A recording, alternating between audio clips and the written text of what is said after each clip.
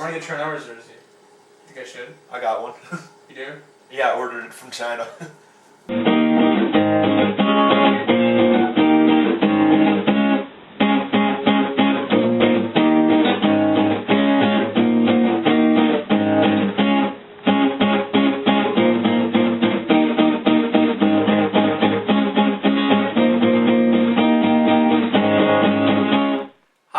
Sean Lauer, this is Justin Zane, and this is Jared Childs, and welcome to the Buffalo Bills Pregame Show for Week 1 against the New England Patriots. My first thoughts about this game are I am scared out of my mind. This is the New England Patriots, and they're just, in my opinion, a lot better than the Bills. Justin, what do you think? I agree. Frankly, we've been team turmoil the last couple weeks, and we're going to get into that. I just don't think we're going to be ready for the best team in the division right now. I really don't think you can be scared if you look at the history between all the Week 1 against the Patriots. We've actually done pretty well, 31-0 a few years back, and actually the last time it was like 1917, pretty close. So Week 1 we have a really good history, so I don't think you can be that scared about it. But yeah, I did look at the Week 1, and it caught my thoughts a little bit, but I'm still. I don't know. The week leading up, but today I thought about it a little more, but I'm still a little pretty scared. Our top stories, of course, T.O. coming back. He'll be playing, and hopefully that'll be a big boost to the offense. Talk about that in a little bit. And Tom Brady. Is he going to be the quarterback he was 2 years ago with Randy Moss? And what do you think? Well, frankly, knee injuries can be problematic. Look at Carson Palmer. But historically speaking, some great quarterbacks have came back from it, like Dan Marino. And I think that it may not be the same as 2 years ago where they tore apart every defense in the NFL, but I think that Tom Brady will be ready. All right. With the whole T.O. situation, I've heard a lot of things recently about T.O. having trouble. Is he past his prime? Is this the end of the T.O. era of the 11, 12 touchdowns every year? I've been hearing that. We really got to see whether or not his toe is actually okay. I heard a rumor that it was just the shoe was wrong or something. We'll know Week 1, but I don't know. And all the T.O. will really make a big impact on how we do. All right. In my opinion, Trent Edwards is the most important factor in this whole Bills offense, and also the offensive line, of course. Langston Walker was just released. That's big. That just came out today, and Demetrius Bell is going to replace him.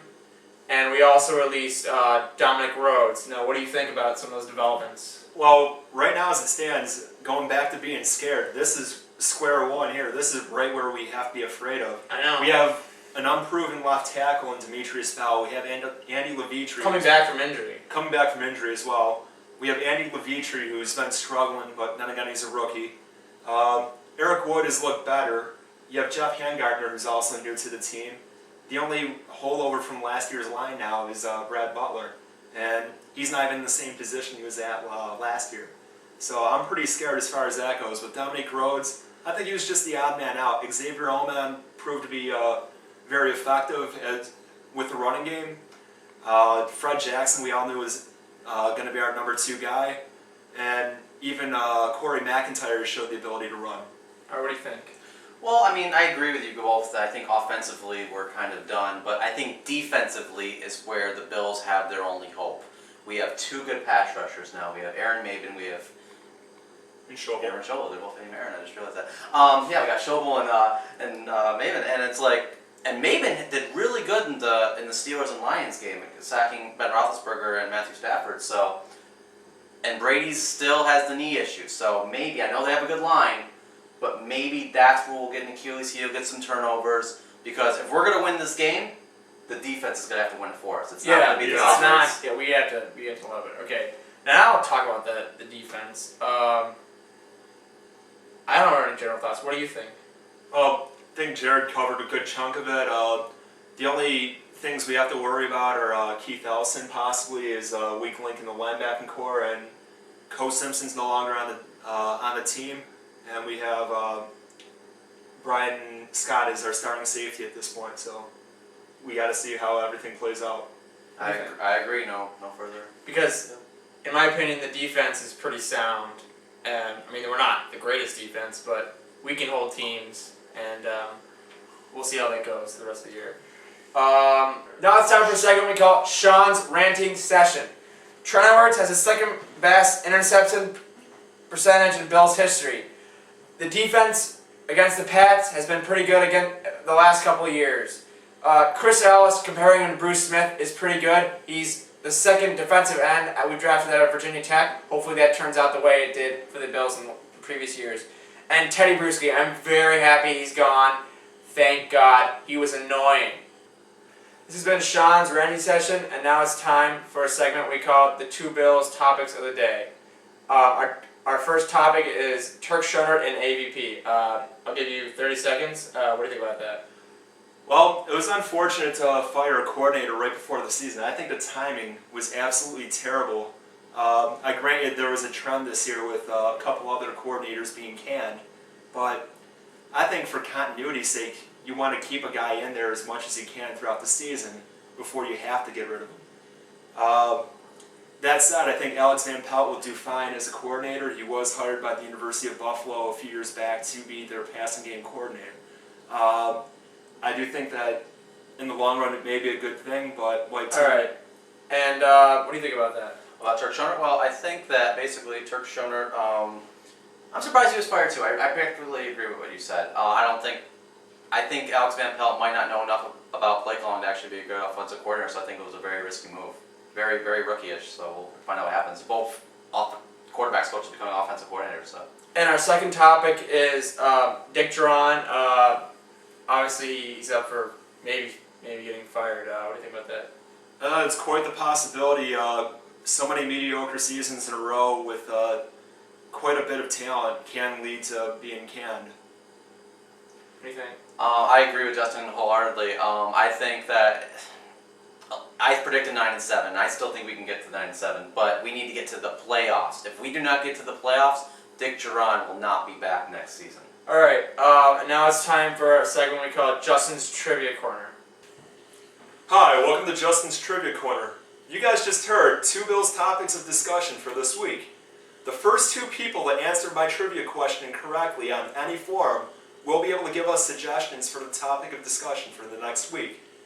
This week's question is, the Buffalo Bills have had the #1 overall draft pick 4 times. 2 of those picks were used on O.J. Simpson and Bruce Smith. Who are the other 2 picks?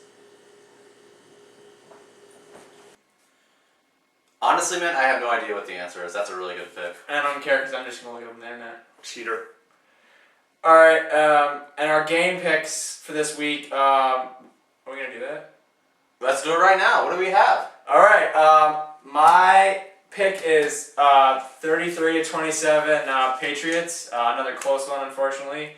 And I have 28-3 Patriots. And what do you got? I was a little closer. I said 31-17. I can't believe we all picked the Patriots. What the heck? And my key to the game was Trent Edwards. That's it. That's the only thing.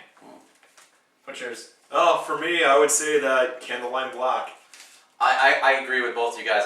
It's all about Trent Edwards with the no huddle, executing that, and the line. All right. Thank you for joining us. We'll see you next week against the Tampa Bay Buccaneers' first home game. See you there.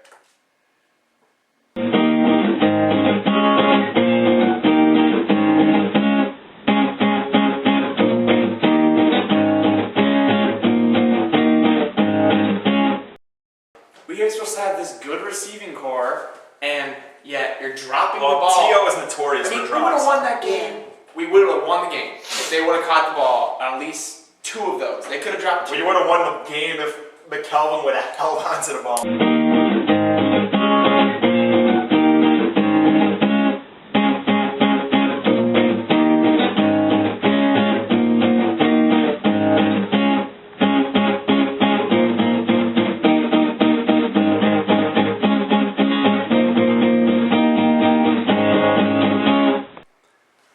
Sean Lauer, this is Nakia Franklin, and this is Justin Zane. Welcome to the Buffalo Bills Pregame Show for Week 2 against the Tampa Bay Buccaneers. But the top story really is the last game. It was, abysmally, frustrating. It was typical Bills. They've done it past 3-4 years out of season tickets, and it's just getting old. What do you think about that? I'll say it was a big punch in the gut. I can say it felt pretty bad, but nowhere near as bad as the home run throwback or wide right, you know? Yeah, definitely. What do you think? Unfortunately, it is typical, and it's sad that we're used to letting things go and that we haven't learned how to win and we haven't learned how to shut it down. And even with the fumble, you still think the defense at least could have come up with 1 or 2 stops. Scoring once, maybe, but for them to come back and win, that was the worst. Yeah, they definitely played a very bad don't score defense, as we talked about before taping the show. And that's crucial. They need to learn how to do that. So, all right. And the next story is the injuries to Chris Kelsey and Paul Posluszny. Posluszny said he should only be out 6 weeks, and Chris Kelsey said he wanted to be back this week or possibly next week, so that's good. What do you think about it? Well, when Paz stepped off the field with injury, it was a big hole in the defense there. You noticed that the tone of the defense changed. It went from the Bills being attacking to letting the Pats take it to them a little bit. And for him to be out for 6 weeks, that's going to be a big loss there for that time. Marcus Bugs just can't compare to Posluszny there. As far as Kelsey goes, we still have Denny, we have Aaron Maben. I think they're going to be able to fill in fine for him. All right, our next story is the defense of the Buffalo Bills. What do you think about the defense? They played good, like you said. They run stopped good. The thing with Tampa Bay is they have 3 good running backs, so it'll be interesting to see how they match up against, Cadillac Williams, Dearborn, and Ernest Graham, who was a starter, who's now a 3rd string. So it'll be interesting to see if they can stop all 3 of them. Yeah, against the Patriots defense, they have 3 top running backs too, and we played very well. So hopefully we can continue that this week. All right, it's time for the 2 Bills topic of discussion. Our first Bills topic discussion of the day comes from Schnooks the Kid, and he wanted to know, would the offensive line of the Buffalo Bills be better with Jason Peters? He played pretty well with the Philadelphia Eagles. What do you think?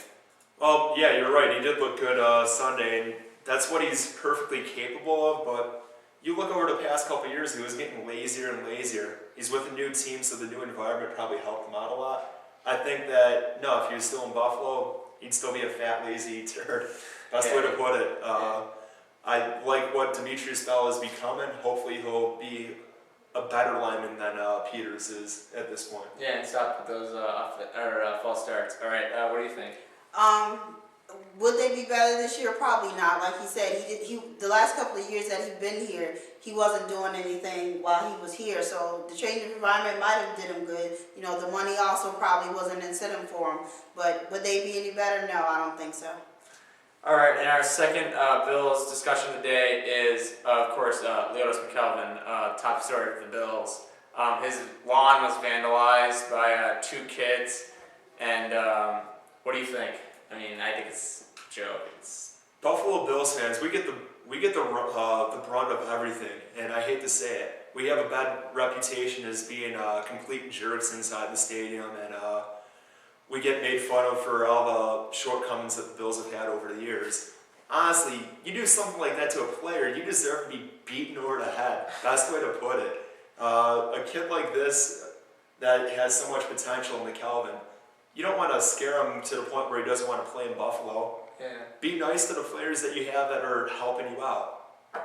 Yeah, it's definitely ridiculous. Okay, what do you think? Yeah, it just shows the immaturity of a few fans that makes the rest of us, look bad. And it's a different story, if you want to heckle them on the field, but to go to somebody's house, you just kind of cross the line with that. Now it's time for Justin's Trivia Corner.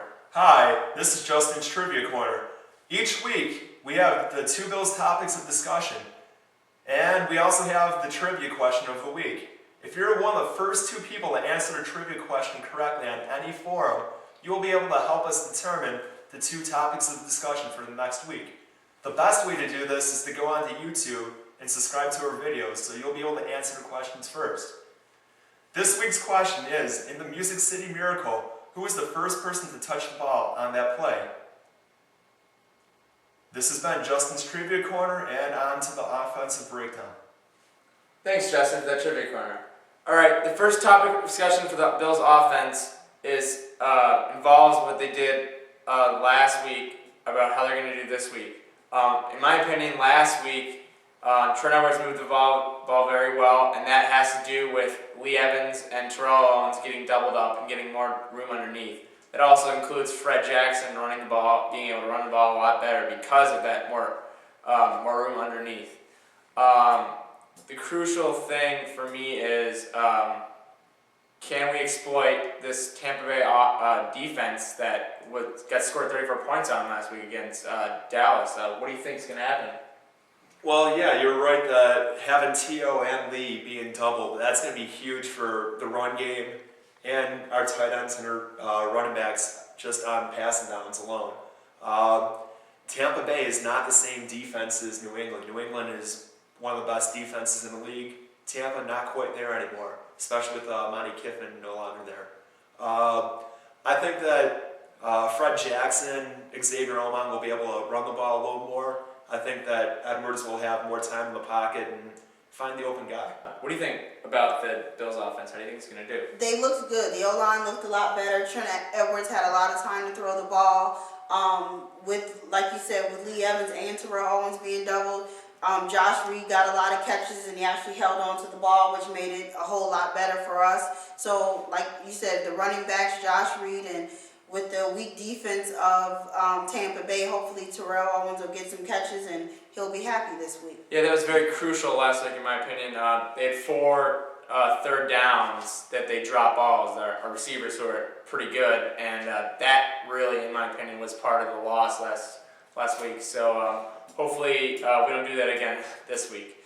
All right, now it's time for our keys of the game, and my key of the game is the Bills receivers. They have to catch the ball, and we have to get third down conversions. That's really the only way we're going to be able to do that. What's your key of the game? Oh, I agree that our playmakers in general, I think that we'll also have to have our line being consistent, our young line needing to get more push, especially with a weaker defense in Tampa. I think that if our line can get the push, they're going to win the game.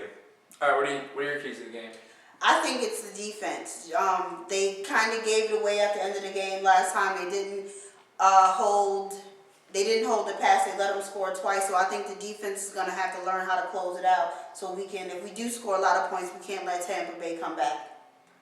All right, and now it's time for our picks of the game. All right, my pick for the game is Bills 38, Buccaneers 17. First home win. That's good. All right, what are your picks? I say that the Bills are going to have 27 and the Buccaneers only 20. All right, what do you think?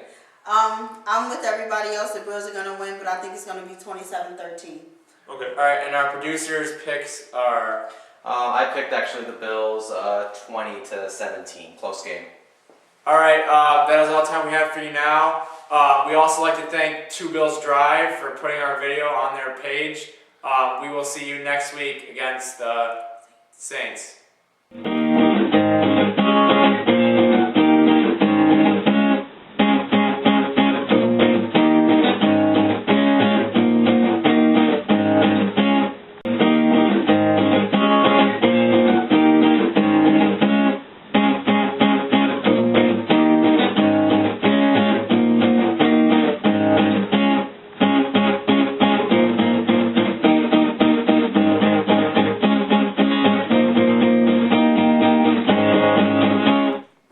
Hi, and welcome to Buffalo Bills Pregame Show for Week 3 against New Orleans Saints. My name is Sean Lauer, this is Justin Zane, and this is Kia Franklin. Today we'd like to thank the Tampa Bay fan site for putting us on their website. And alright, now it's time for top story. The first top story of the week is how the New Orleans Saints have scored 93 points against their opponents. What do you think about that, Kia? I think it's amazing. I'm still trying to figure out if Drew Brees is that good or the defenses that they played have been that bad. And either way, we have to figure out a way to stop them. So, we don't become another victim of a 44 or 50-point game like they did to the Philadelphia Eagles last week. Yeah, very philosophically, I'll step it up. Okay, our second top story of the week is Bills injuries. We've had a lot of injuries to the offensive line. Justin, what do you think about that? Well, we lost Brad Butler for a season. That's going to hurt. Jonathan Scott's going to be starting, and they signed Jamon Meredith from the Packers practice squad. And losing Derek Schumann won't be as big of a drop-off because we have Sean Nelson, Derek Fine, and Jonathan Stuper to fill in, but it's still a loss nonetheless. All right, our next segment is the offensive breakdown. We played pretty well. We got 2 touchdowns to our 2 top receivers. Nakia, what do you think is going to happen this week? I hope they can continue on with that streak. Lee Evans got a touchdown. Teal caught a touchdown. Hopefully he catches something else besides a touchdown to move us down the field. The O-line gave Trent Edwards a lot of time, so they were able to do a lot because of that. Fred Jackson looked really great. Unfortunately, we did lose a tight end, so hopefully the guy stepped up. But while he was there, Schumann was still in the game, he looked good. So hopefully the guys that come in behind him can continue to give him an out when the receivers are covered.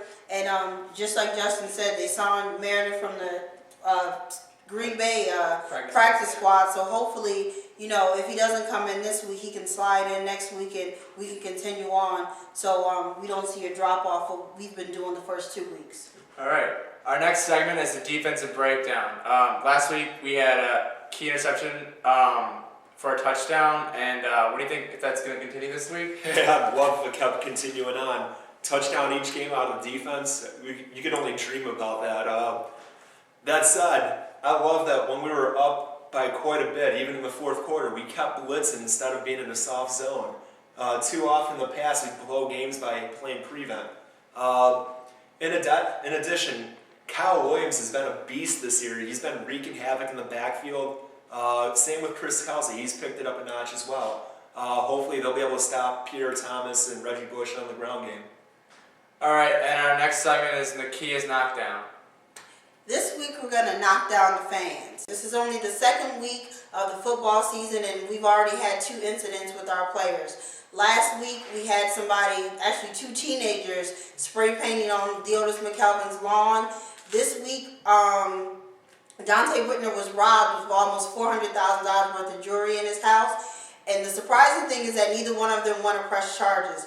I'm glad they're good guys, but we can't keep doing this to our players. It makes the city look bad. It makes us look bad. And if we want to become a better team, then that means we have to, players want to have to come to Buffalo. And if we're going to treat our players this way, then I'm sure it's not going to be an easy sell for them to get players to come to Buffalo. So hopefully, with the 3rd week and another home game, we don't have the same problem. And that's it for this week's knockdown. We're knocking down the fans. Hopefully, they'll be off my list next week. All right, now it's time for 2 Bills topics of discussion. All right, the first topic is Fred Jackson. Do we think that once Marshawn Lynch's suspension is out, that he should start? Kia, what do you think about that? I'm kind of on the edge with that one. It's kind of like when you get injured, you don't lose your spot just because of injury. I think if he comes in and he's a little rusty, then we may have to take the time to work him back in. But I think Fred Jackson is great, and I think he's still going to be great whether he comes off the bench or he's a starter. So in the beginning, no, I don't think he should start when Marshawn comes back. All right, Justin, what do you think? I think he should. You kidding me? He's been magnificent these past 2 weeks. If he continues it up, Marshawn Lynch hasn't put a string of games like this together yet in his career. So, yeah, I think he should. All right, and that question comes from West Daddy 09. Thank you for that question, or topic. And our second topic of the day is Drew Brees. Can we stop him? Nakia, what do you think?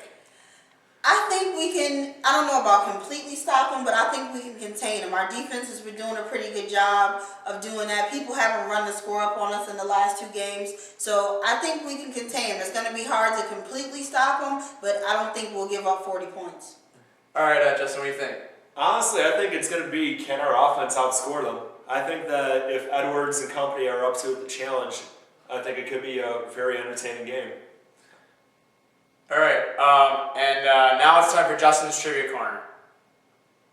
Hi, I'm Justin, and you guys know that this is the time of the week where I do the Trivia Corner. Each week, I ask you guys a question. If you're able to answer correctly and suggest a topic, you'll be able to determine one of the 2 topics of discussion for next week. The best way to be able to answer our question first is to subscribe to our feed on YouTube. This week's question: in 1988, Free safety Dean George Tanaka of Princeton signed on as an undrafted free agent with the Bills. Unfortunately, he had a career-ending injury. This allowed for him to start his acting career. Tell me Dean George Tanaka's more popular name and the role he's most famous for.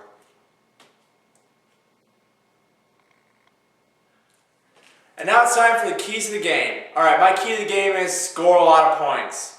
The Saints have scored a bunch, and we need to outscore them and beat them. Nakia, what's yours?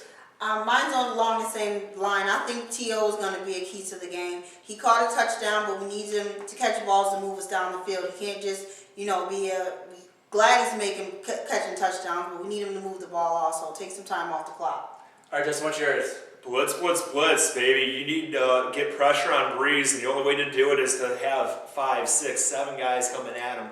And that might be able to disrupt his rhythm and maybe keep him from dropping 50 on us. All right, and our next are picks to the game. All right, my pick to the game is Saints 42, Bills 35. What's yours?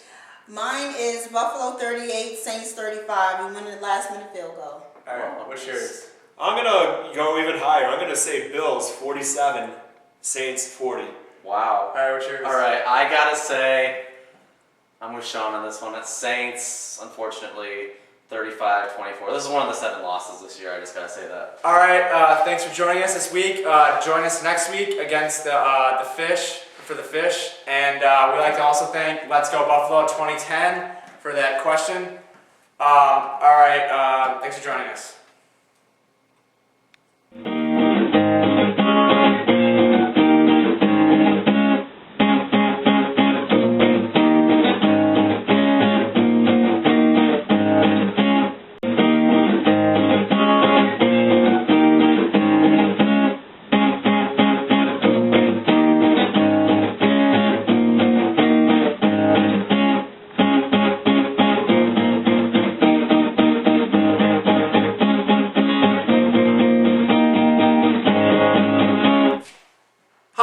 Buffalo Bills Pregame Show for Week 4 against the Fish. Okay, the Fish. Justin, the Fish. I hate the Fish. What's your idea on this? Come on, let's do it. Want to see my idea of that? I want to friggin' squish it. Let's squish the Fish. All right, our first topic for this week is the T.O. We're going to talk about the last game and how T.O. could not catch the ball. 4th and 1, Dick Jauron and his glasses, and T.O. and his glasses. All right, what do you think about that? All right, well, first off, T.O. didn't get a catch. Boo freaking who. He should have been able to catch one of the 4 that was thrown at him.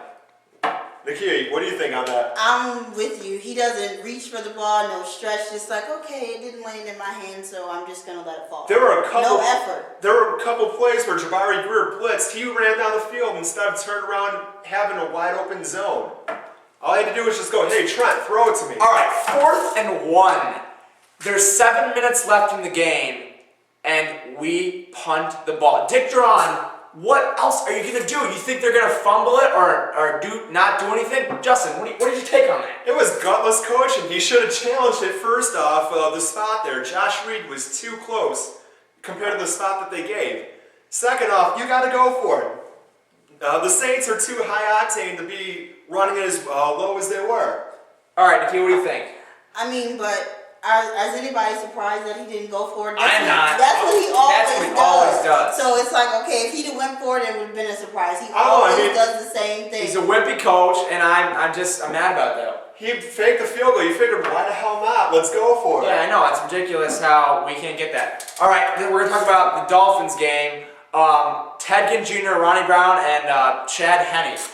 Chad Pennington got hurt last week. And Chad Henne's in, and we have to deal with Ted Ginn and Ronnie Brown. What do you think is going to happen this week? Well, you know they're going to bring the Wildcat, and as it stands, we've done pretty well stopping that. One thing that we didn't stop last year, though, was Ted Ginn in the one game. Terrence McGee was on one leg, and Dick Jauron didn't pull him out. We got to stop Ted Ginn. We got to stop Ronnie Brown. That's the keys right there. All right, what do you think, Nakia? I agree with you, Justin, but along with Ronnie Brown, you got to remember Ricky Williams is back there, so they got a great 1-2 punch.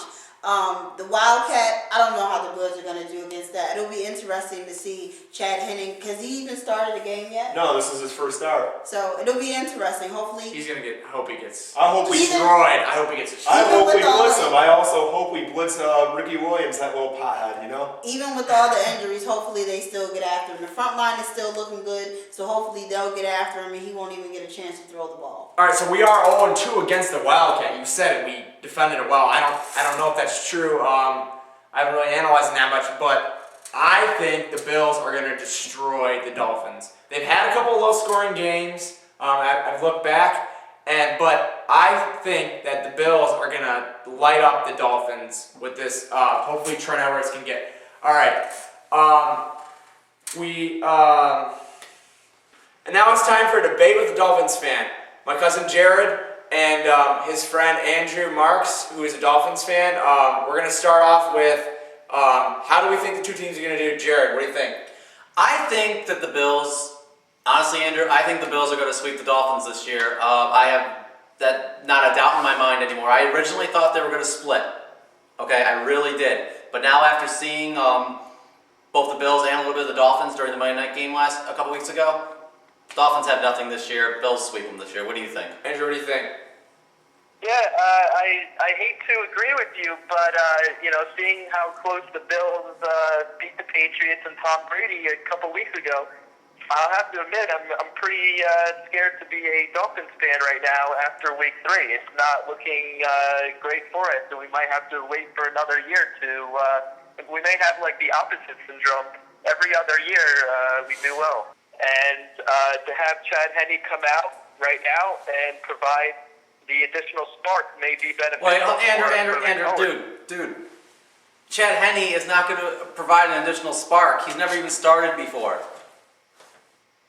You really think Chad Henne's going to come out and do He good? has a strong arm, and when you're down a combination of the Wildcat, some teams don't really know what to do, if they have to stay local or they have to keep their secondary pretty deep. Well, on my end, it seems with the stats that Trent Edwards has, it seems like he's going to continue the trend of UFO for Bills quarterbacks. But, other than that, it's still earlier in the year. He has a lot of top-notch receivers. The Bills have never actually even had problems with the Wildcat. If you go back to last season, Well, we're 0-2 against them. we were 0-2 against them, but we had never had issues with the Wildcat. So, Yeah. Okay. Go. what do you think? I mean, that's my argument. I think the Bills will prepare for the Wildcat, though I think with the addition of Chad Henne coming in as a starter may confuse your defense and may provide to be the X factor for us. So it may not just be the fact that we are focusing on the Wildcat, but the fact that now Chad Henne can throw past 20 yards, which Chad Pennington couldn't do, and this may actually work out for us to provide more options. All right, Andrew. Thank you for talking with us this week. Just my little take. I think the name of the Dolphin Stadium, Long Shark, is a joke, and should have kept a pro player. That was a cool name for it. Go Bills, and thank you for talking with us. And now it's time for a segment, Justin's Trivia Corner. Hi, welcome to Justin's Trivia Corner. This week, we just don't have a question.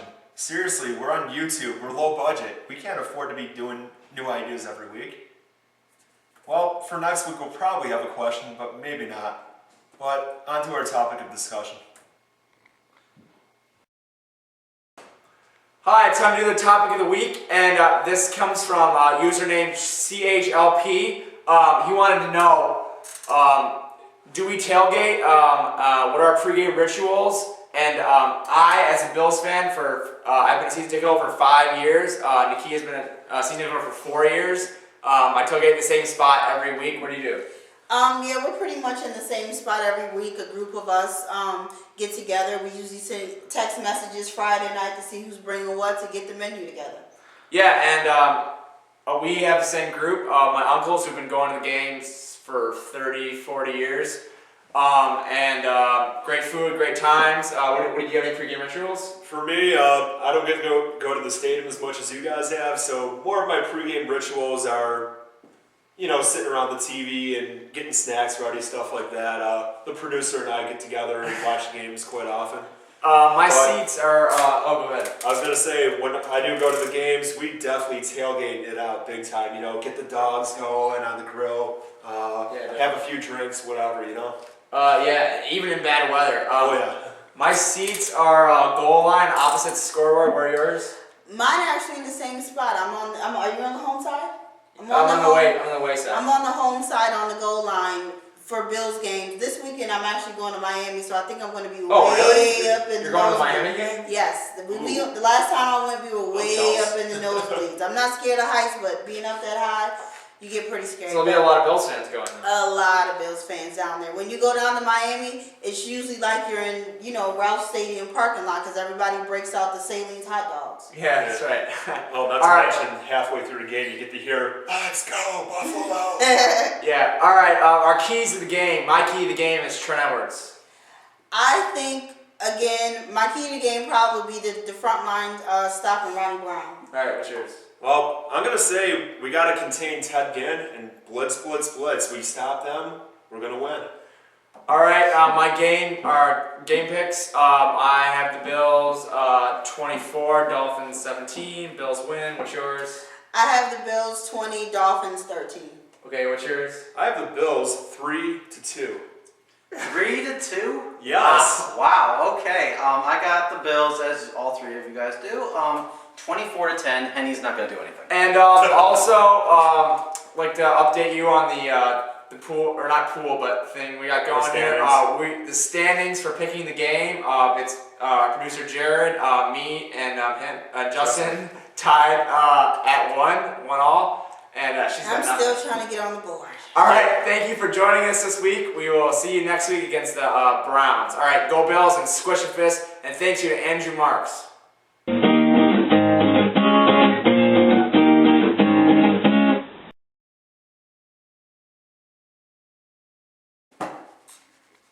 Oh, I got nothing on this. Honestly, I'll tell you what, this is going to be on record here. Oh, okay. Darn it. If the Bills lose this game, I'm coming in next week with a paper bag over my head saying fire Jauron.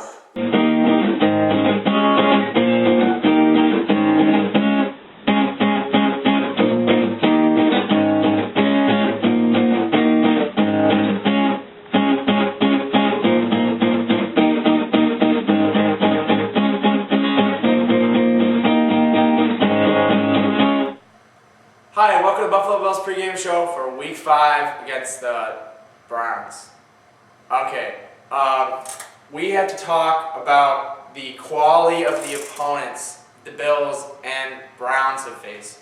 The record of the opponents that the Bills have faced is 8-8. The record of the opponents that the Browns have faced is 14-2. Drastically different. Justin, what do you think about that? Well, it's going to mean that we still haven't seen the true Browns character yet. Can they beat a team that's as good as them? And can the Bills beat a team that is 0-4 at the moment? I mean, the 0-4 is very misleading in my opinion because that record is just incredible in the teams they face. What do you think, Nakia? I think it's deceiving also. I mean, yeah, they have the worst defense in the world, but they played the Vikings. In the league. Yeah. Same thing. They played the Vikings and they played, the Broncos. Those are both 4-0 teams. They haven't lost a game yet, even though some people are kind of suspect about, the Broncos thinking they should be 3-1. But, like he said, we have to see if that's the true character of the team. They may actually have played some really good games, but they just had really good opponents the first month of the season. Right. All right. Our top story is Derek Anderson. Is his job safe? All right, Nakia, what do you think about that? Because we haven't seen him, I think his job is safe for now. I don't know if he's been horribly bad that we're gonna pull him and put our Brady Quinn in just yet. Like you said, we have to see how they are against a halfway decent team. And unfortunately, the Bills may be his test. If he wins against us, then the job may be his. All right, what do you think about that, Justin? Well, Brady Quinn is the local boy. He's the glory boy for Cleveland. They're wanting him to take the job away, and obviously he wasn't doing too well to start the season, but then again, look at who they were facing. So it might be, if Derek Anderson is choking against the Bills, you might see Brady Quinn back in the game. And the uncertainty at quarterback and also other things with the Browns gets me a little scared as a season ticket holder with the Kia. Going to enough games that I've been to the last 5 years, in my opinion, the Bills are going to lose a heartbreaker. It's just a scare of mine. It's just going to happen. And the Kia, what do you think? I mean, you've been here for how long? I'm kind of leaning towards that also, just with like the whole New England game. We got off to a good start and we couldn't close. And with the New England, at least we had most of our starters. Now half the secondary is gone. So does the second team, if the first team doesn't know how to close the game, I'm not sure if the second team knows how to close it either. So I'm kind of iffy on this one too. It's definitely going to be a tough one. It shouldn't be, but I think it's going to be. All right, Justin, what do you think? Well said, really. It comes down to can we put it away, and historically speaking, under Dick Jauron, we haven't. And I think that Cleveland is going to give us one really strong fight. Really, I think that if all things go evenly throughout the game, we just won't pull it off. All right, talking about the Bills' offense, Trent Edwards, Marshawn Lynch, what? I mean, 2 interceptions and 8 carries for 4 yards. What? Pitiful. It really is. You don't have a line that can block. You have a guy that is coming off suspension and really didn't look all that good. It doesn't speak well for the Bills at this point. We need to have some kind of spark. And really, I don't know what it's going to be. All right, moving on. Can we beat a winless team? Like I said before, I don't know if we can beat a winless team because they played really great teams. They played really great teams. I mean, just like last week with Miami, they were winless, but when you look at who they played a really great team. So Cleveland may not be as bad as, we make them out to be. All right, and then, like I said before, the Bills have lost some heartbreakers Monday night against the Browns before, so that's what we kind of think about them losing that kind of game. So, in my opinion, can we stop Robert Royal? I don't know.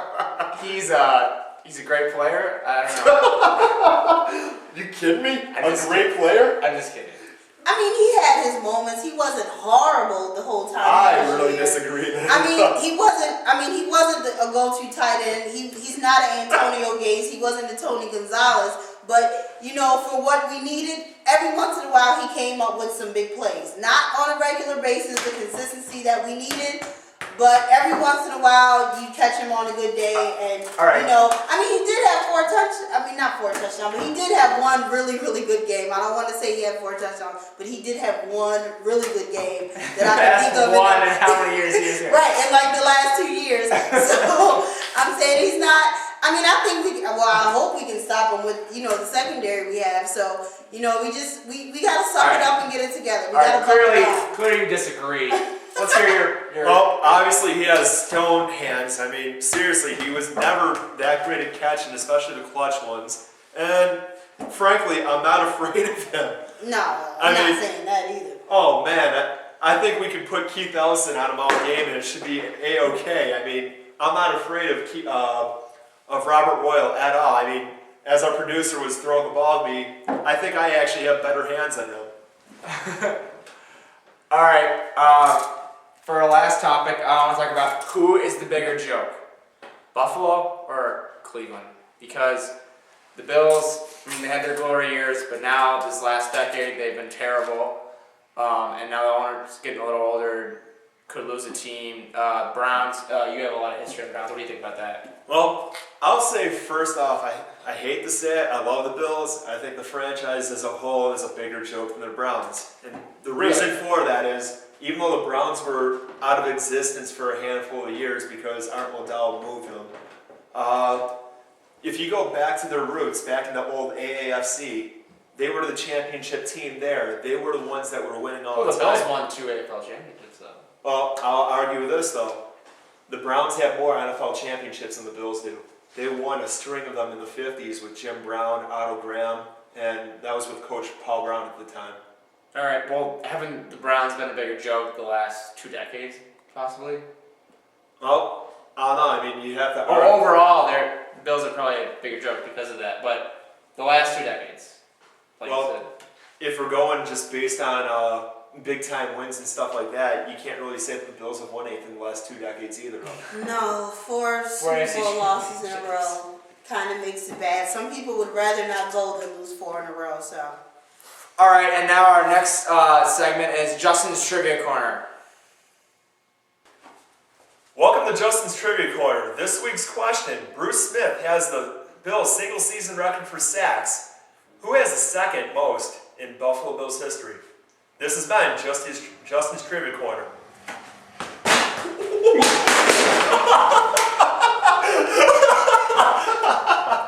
All right, now it's time for Keys of the Game. Thanks, Justin. You're welcome. My key to the game is Trent Edwards doing well once again. All right, what's yours? I think our key to the game is the secondary. All right, what's yours? Can Dick coach? All right. Now it's time for the picks of the game. My pick is 24-23 Browns. What's yours? Mine is actually 21-17 Cleveland. All right, what's yours? I'm gonna be the pessimist here. 31-17 Brownies. All right. And I'm the hope. 14-7 Bills. All right. Thank you for joining us this week. Join us next week for the pregame show for the Jets.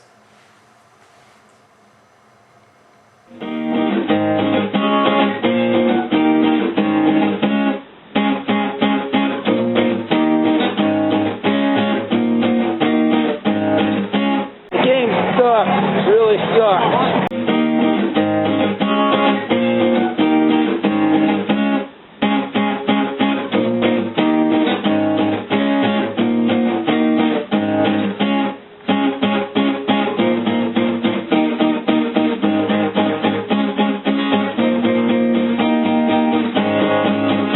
Hi, welcome to Buffalo Bills Pregame Show for Week 6 against the Jets. The Bills played pretty bad, abysmal game last week, as we kind of predicted. And as you can see, even the best, most faithful Bills fans are a little upset. Just a little. This weekend, we got to talk about the Jets, and the top story is Braylon Edwards, the Jets. He was on the Browns, now he's on the Jets. He caught like 2 touchdown passes, I think, last week, he said. Yeah. What do you think about that? Monday night he did really, really well against the Dolphins, even though they lost at the last minute. He seemed to slip into the Jets offense really good. Not too many drop balls. It seemed like he's been on the team all season, not like they just got him like a week or so ago. So our depleted secondary is going to have a hard time with him. All right. So, Ills fan, what do you think about that? Well, Braylon Edwards is coming to a system that was very similar to what he was running in Cleveland. So the transition seemed pretty seamless for him. That said, the quarterbacks of Cleveland have been struggling, which really is showing even on Sunday when we saw Derek Anderson throwing around a lot of fastballs. He had 2 completions. Oh, yeah. Well, that goes into it also. Yeah. Maybe it was the quarterback making him look bad as opposed to him making the quarterback look bad. So I think that maybe Mark Sanchez is what he needed at this point. All right, second topic of the day, Bills injuries. Mitchell is out, and Reed, and but people coming back, supposedly Buzz Leslie and Whitner. What do you think that these injuries and these people coming back is going to do? I mean, Hopefully they're ready to play on Sunday and not just, practicing to get back in the groove. I don't know what we need, but we need something really bad, and maybe the 2 of them coming back will give them a little bit of spark. I remember looking at the news, and Ralph was saying he didn't know what to do with Dick Jauron. In my opinion, he's not going to fire him, which I'm a little unhappy about. But probably for longevity and maybe just bringing in a coach at the end of the year, but maybe the best coaches will be gone by then. All right, talk about the Jets rookie QB. What do you think?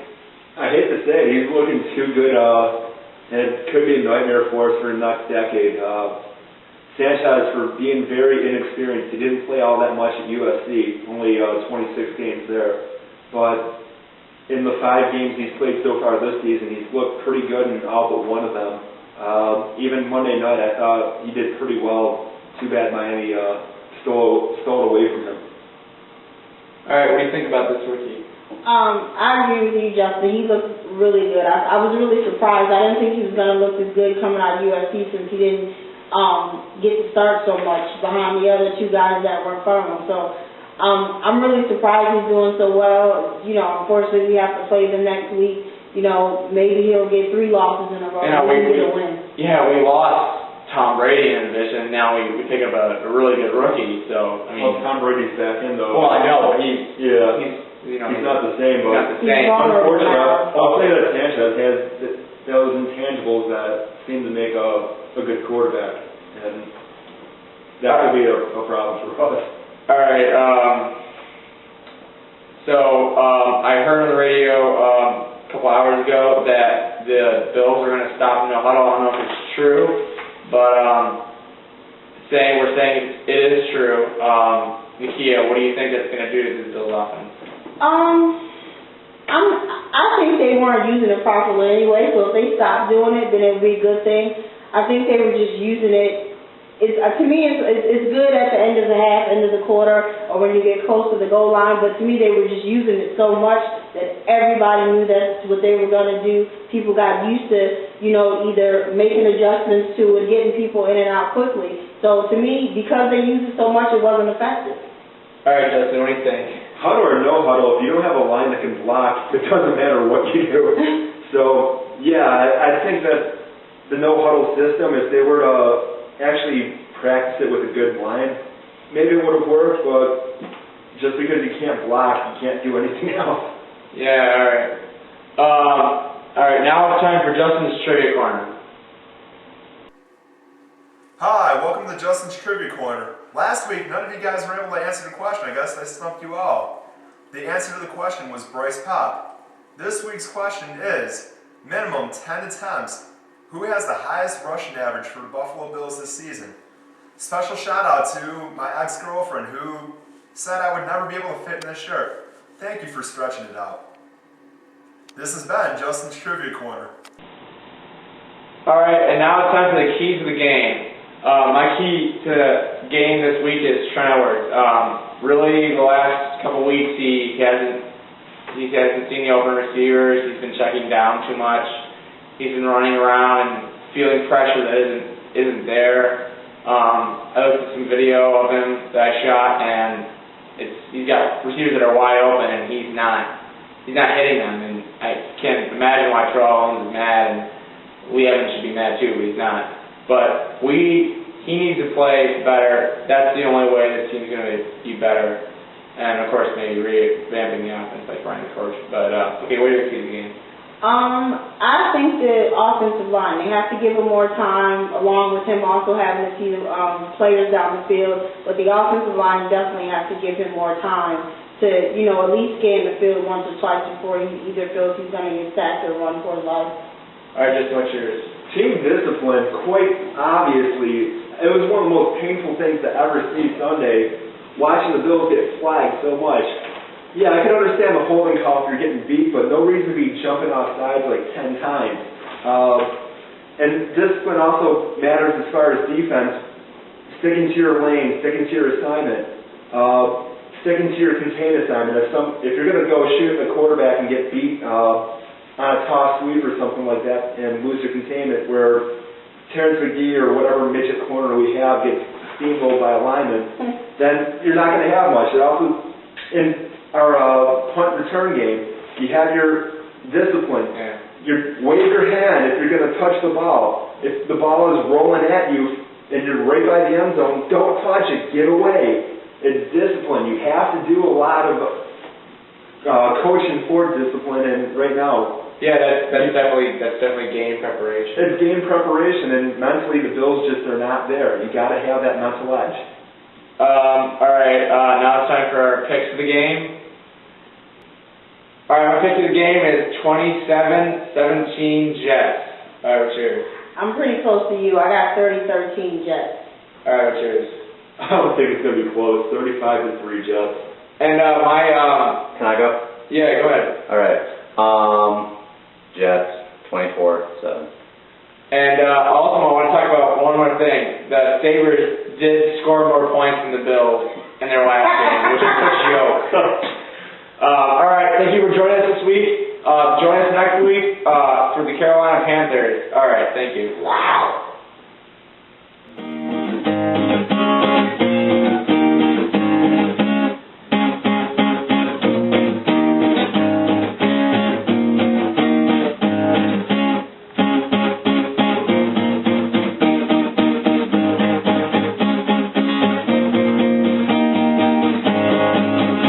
Oh my God, Justin, what are you doing?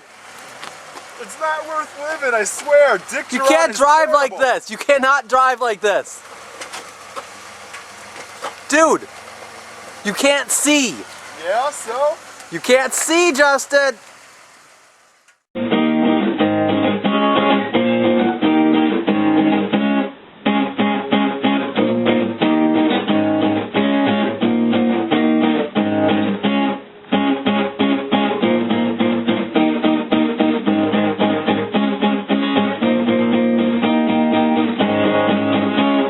Hi, welcome to the Buffalo Bills Pregame Show for Week 7 against the Panthers.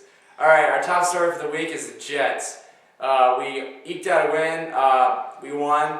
Too bad. We still suck. Justin, what do you think about that game last week? I think the Jets lost that more than we wanted. Sanchez threw 5 picks. The punter threw another. Really, our offense only generated so much offense after, 70 plus minutes of football. You can see that there was a bit of a drop-off. Ryan Fitzpatrick doesn't have the accuracy that Edwards has, and it showed in that game. Okay. What do you think about that game last week? I agree with you, Justin. The Jets lost that game. If you get 5 interceptions, you should be able to score more than 13 points in regulation and then have to go to overtime. It was painful. Yes, we got to win, and you take them where you can get them, but we definitely got to do something about that offense scoring points. Alright, our next top story is the Panthers, and obviously we play them this week. They've had some low-scoring games, kind of like us. They're 3-2. They played some okay opponents. What do you think we're gonna do about them? They got 2 good teams in their division in Atlanta and New Orleans. They got a laughingstock in Tampa, which they beat. So Barely beat. That's less than we can say about that. Yeah. Frankly, I think this is a game where if we can contain D'Angelo Williams and Jonathan Stewart, we can win this. Fitzpatrick or Edwards, we can win this just because that's all they have. Jake Delhomme is a joke as a quarterback. You think we have it bad with Edwards and people asking for his head. Jake Delhomme is on one of the hottest seats as a quarterback right now. That said, he has no one behind him that really can take over. Okay, the Ryan Fitzpatrick bandwagon, is it alive? I hope it's not. It is. What do you think about that? It is so alive. You know how we do here in Buffalo when it comes to quarterbacks. J.P. Lossman was like the second coming. He messed up, and then, Trent Edwards came. Trent Edwards got hurt, unfortunately, and Ryan Fitzpatrick will come in. If he wins next week, he's won more games than Trent Edwards. So he's going to be the next big thing in Buffalo. But it was 10 for 25. But Edwards was 5 for 5. Come on. He won. People are freaking retarded when it comes to that. And now, what I've been hearing is people saying, do they want the Bills to lose so they get a better draft pick? Or what do you think? What do you want, a better draft People are wanting the Bills to lose more for Dick Jauron to get out. Well, that's yeah. a bigger thing. yeah, that's 2 things, yeah. That's a bigger thing there, Dick Jauron getting out, but you're not going to get much better. You're not going to get that superstar at the 10, 11, 12 pick more often than not. You're kind of hoping to have that top 5 pick. You're going to eat up a lot of cap that way, but you're going to have a chance to really have a good amount of, a good superstar player, as long as you don't draft Mike Williams. Do you want a higher draft? I think even if we get a higher draft pick, we're not going to pay for him. we don't pay for players in Buffalo. So Yeah, if that's we, true. even if we had like a top 5 or top 10, the whole Michael Crabtree situation, he would have set out the whole season because we would have not paid him that kind of money. So I think we're good where we are. We're middle of the road. You know, we sometimes luck up and get a decent player, but getting a high draft pick, it's not going to be good. Well, we need a quarterback. It's clear that we need a quarterback. I disagree with that. I think that we need a line first. Peyton Manning wasn't drafted before he had a line. Yeah, but Peyton Manning was a first-round draft pick. All right, but think about this for a second. Peyton Manning, the year before they drafted him, they put in Tarek Glenn and Marvin Harrison. They got him a target and they got him a left tackle. We don't have a left tackle right now. Demetrius Bell is a joke as a left tackle.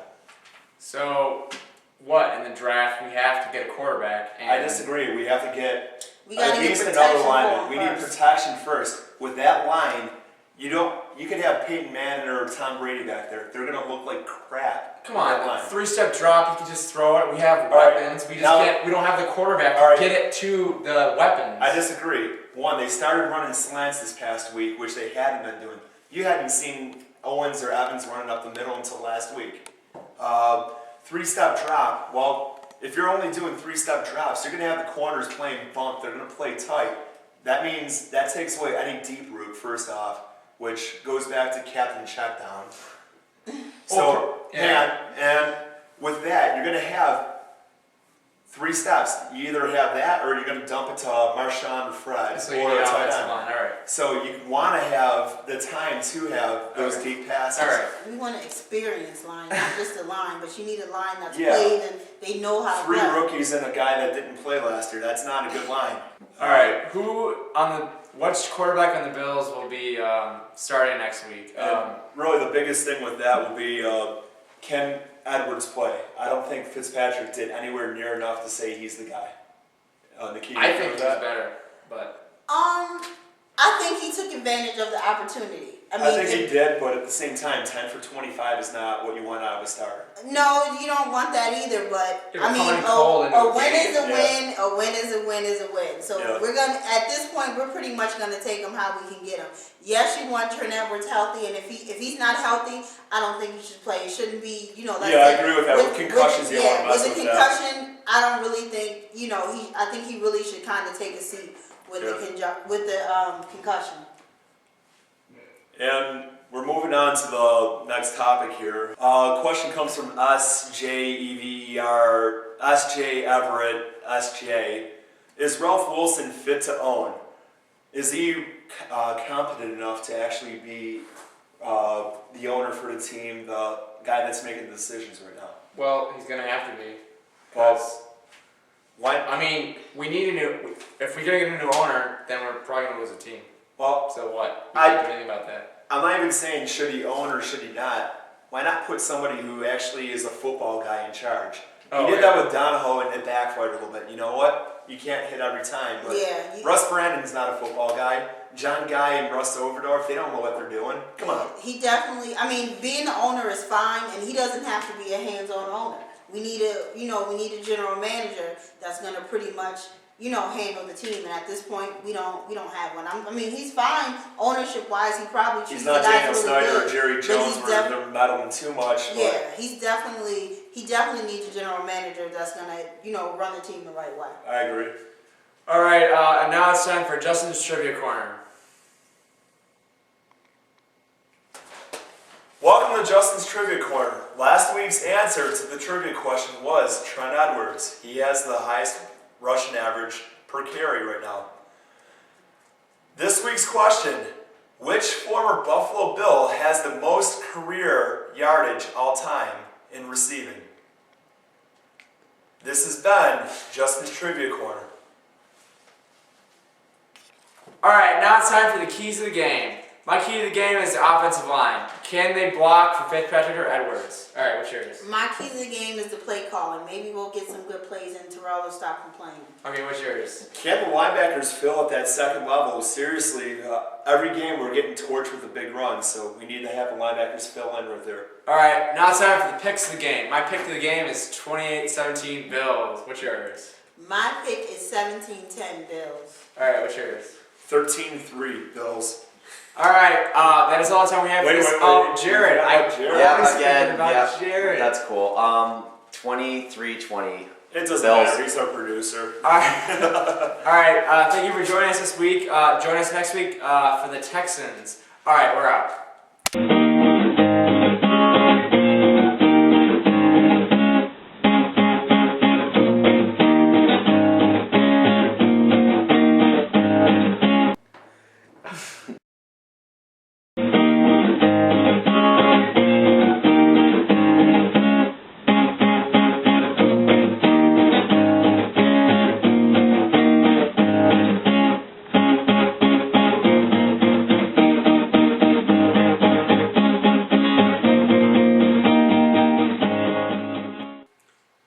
Hi, welcome to Buffalo's Pregame Show for Week 8 against the Texans. I'm Justin Zane, this is Bill Belichick, and this is Nakia. This week's top story, Jairus Byrd. Is the bird for real? Jared, what do you think? Okay, here's my take on that. I think that a lot of his catches, as wonderful as they were pretty coincidental. I don't think he's up to the elites as Antonio Cromartie or anything like that. Antonio Cromartie from the Texans a couple of years ago. Cromartie's a cornerback. Would you mean more like Ed Reed or Palomalo or something like that? Well, yeah, I know what you're saying, but I'm just talking about defensive backs in general. When I think about his season a couple of years back, I think about how he had interceptions compared to. All right, so you're comparing rookie to rookie there. Basically, that's what All I'm right. saying. I don't think he's up to his standards. I don't see him going to the Pro Bowl or anything. All right, how about you, Nakia? I agree with you somewhat. He does seem to be in the right place at the right time, tip balls and kind of stuff. I also agree with you. I don't think he's really reading the defense where he's cutting the guy off and catching the ball. It just kind of like tip balls. He's in the right place at the right time. So, he has time to develop. He's second round rookie pick. So, we got time. I think he's going to get better though.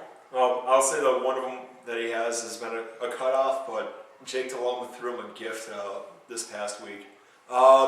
Moving on, one of the biggest issues has been can the O produce the yards and chew up some clock? Nakia, what do you think about that?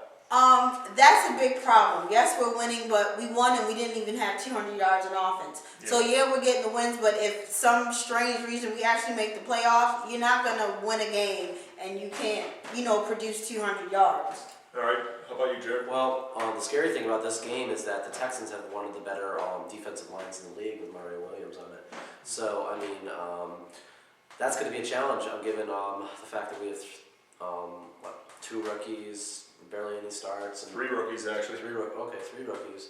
And you compare all the starting time in comparison to that lineup. Granted, they're young guys too, but just the experience versus what we're be able to they're raw talent there, yeah. It's going to be, and plus there's Crushing and. You have Cushing, D'Amico Ryans, and should it get to the secondary, Dante Robinson as well. Yeah. One thing I will say is Baltimore Ravens, when they went to the Super Bowl, they went 6 straight games without scoring a touchdown offensively. Mm-hmm.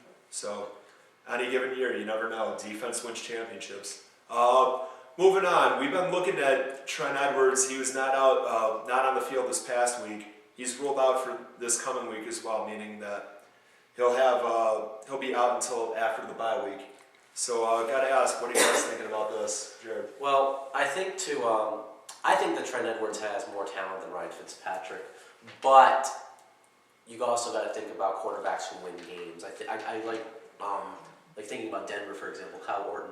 If you follow his career around, he might not be the flashiest quarterback ever, but he gets games won. And I feel that Fitzpatrick, now granted he doesn't have that great of a track record, but what I'm trying to say is I think in this situation, if he's winning, you got to stick with it until otherwise. I'm not entirely ruling out Trent coming back, but I think we need to see some real bad issues from Fitzpatrick. If we're winning, then what's the point? All right, and Nakia, what do you think about that? Like I said last week, the Fitzpatrick bandwagon is alive and well. Everybody's jumped on. I don't know. You kind of in a catch-22. Like you say before, this injury, you get injured, do you lose your spot type of thing. Even though he's winning, he's there because somebody got hurt. Yes, we're on a roll, but we're still not producing. It seems like we're actually kind of worse than we were, yardage wise. We were kind of worse with Trent Edwards, even though he wasn't winning. We were kind of, producing, and of course, ultimately, wins is what matters. Yeah. So, you kind of got to, decide the lesser of two evils. Yes, we want the win, so I'm pretty sure everybody will be saying, until he really messes up and loses a game, leave him in there. Well, my take would be that last week coincided more with a changing of offensive philosophy. We didn't see Evans and Owens over the middle at all. And I think that has more to do with it, as opposed to Ryan Fitzpatrick completing 48% of his passes. So I would obviously want to stick with Edwards if he's ready to go. Moving on to the question of the week, from I Eat Crayons, poster from the stadium wall. Why does Trent Edwards wear girlish gloves? And what I think he's meaning by that is, why was he wearing pink gloves in October, and why he can be such a soft player? So what do you think about that? Well, all right. Well, obviously, as most of us know, the pink gloves are due to breast cancer awareness. So, come on. Yeah, darn you, breast cancer awareness. Anyway, but in terms of him being a soft player, like you said last week, Captain Checkdown, that's what he is, and that shows signs of being soft. Oh, Not willing to take the risks, not willing to throw it down the field, not having, just dumping it to the first guy you see, is playing soft. it may be coaching. I think we'll see after he comes back, but I want to hear what you have to say about this. The girly gloves thing, if he's comfortable and he's throwing the ball well, so let him wear his girly gloves. If they work, then let's go with it. All right.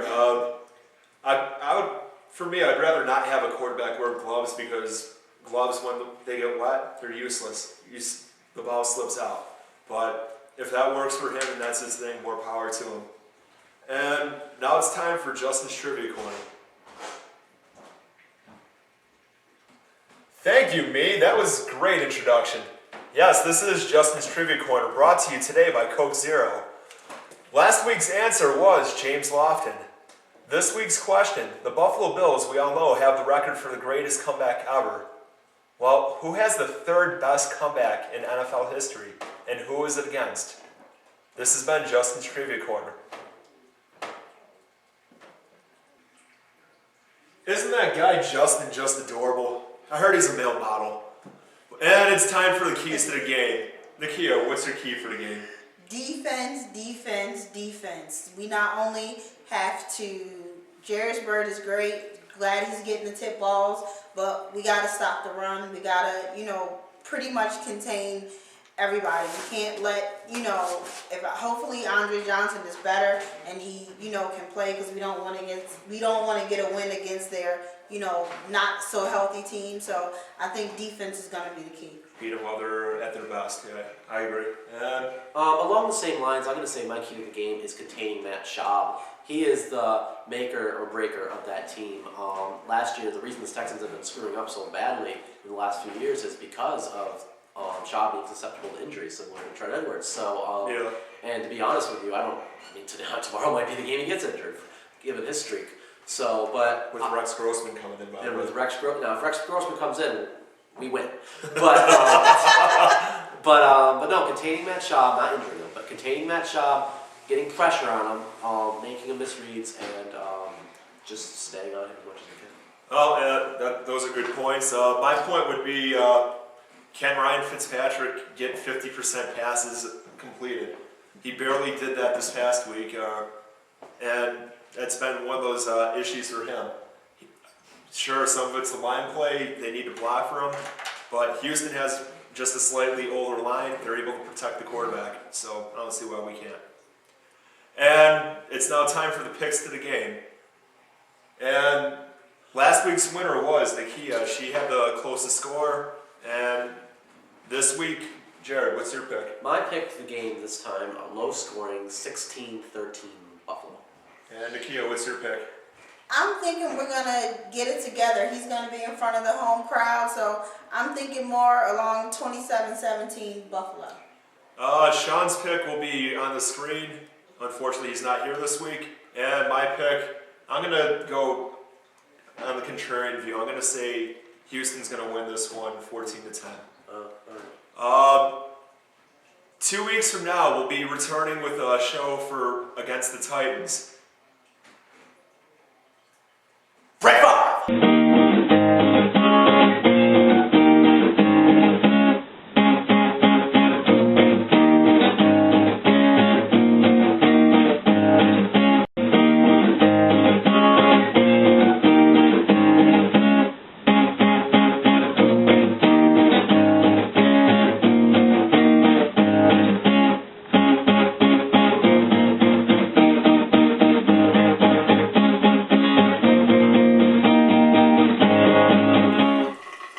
Hi, and welcome to Buffalo's big pregame show for Week 10 against the Tennessee Titans. Alright, this week we're going to be talking about coming back in the bye week. The Bills are pretty good. They're undefeated with Dick Jauron, and Trent Edwards coming back is also undefeated after coming back from injury. The one thing I really want to talk about is, are the Bills really healthy? Because coming off this bye week, they've got a lot of players back. Edwards, Meredith, Nelson, Scott, Schobel, Bird, and Whitner coming back from last game, and that's it. And so I want to talk, are they really healthy? What do you think, Justin? Well, you're still missing a ton of key players. Mitchell, Terrence McGee just got his knee scoped. He's probably not going to be ready. Butler's still hurt, meaning we're not going to see him the rest of the year. McCalvin's not. As much as we have the illusion of getting 8 players back, there's still a ton of players hurt. That's a big thing there. Yeah. What do you think? I'm with you, Justin. There are a ton of players that are still out. But hopefully with these guys coming back, we still got to give them time to get back in shape. They've been sitting around for a couple of weeks, and of course we hope, they're all set and ready to go. But it still is going to probably take them a good week or two to work themselves back into the, the offense or the defense. Especially the ones that have been out for quite a while, like Nelson with his concussion. Yeah, they're good, so hopefully they can make a difference in the offense and defense this week. All right, our next thing is Trent being back. Yeah, Trent. He got injured and he got a concussion, and he's good coming back. But after that, I don't think anything's gonna happen. Justin, what do you think? Well, you never know. I mean, yeah, last year he wasn't the same, but who knows if it was really him or if it's been the coaching. And I think more and more as we're going on, I think it's the coaches, especially with the way it looked inept without Edwards in there. I'm thinking a big part of it would be, can he recover for the rest of the season and set himself up for a good year next year? All right, Nikki, what do you think?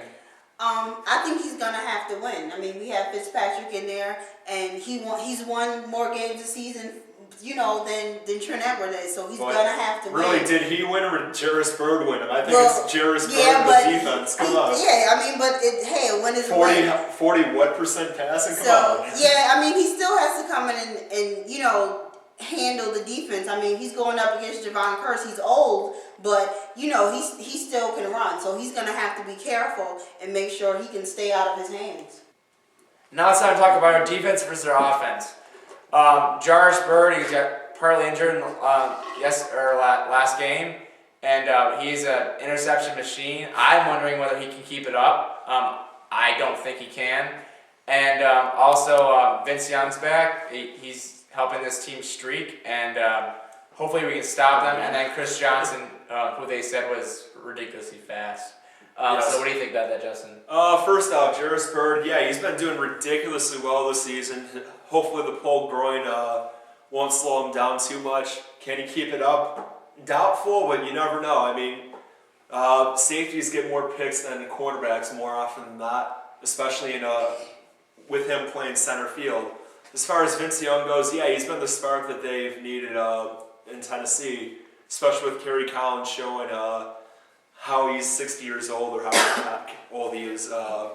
But Chris Johnson, yeah, he was the fastest guy in the draft last year with a 4.28 40. He can really move. And if he gets that second level against the Bills, he could possibly take a couple of them down the field. All right, Nikki, what do you think about that? I'm with you on Chris Johnson. We haven't been doing a good job of stopping the run anyway, and he's probably one of the fastest running backs that we're gonna face. I'm like, so like you said, if he gets past the the front seven, he's pretty much gone. The Vince Young thing is good to see him, getting back in and helping them win games, because I don't think Tennessee is that horrible of a team as their record is making them out They're worse to than be. the record indicates, but yeah. I So it's good to see them get a couple of wins. Hopefully, this week his streak doesn't continue, but he's beaten us before, so. Yeah, he's definitely beat us before at home too. All right, I'd like to talk about this record that the Titans have had against the Bills since 1995. We were 1-8 versus them. That's pretty big. I mean, we sucked against Vince Young, like she said, and we think just about had no it. It's against about the him. coaching. I mean, Yeah. the only good coach we've had in that time has been Wade Phillips, and I'll probably get flamed for that one.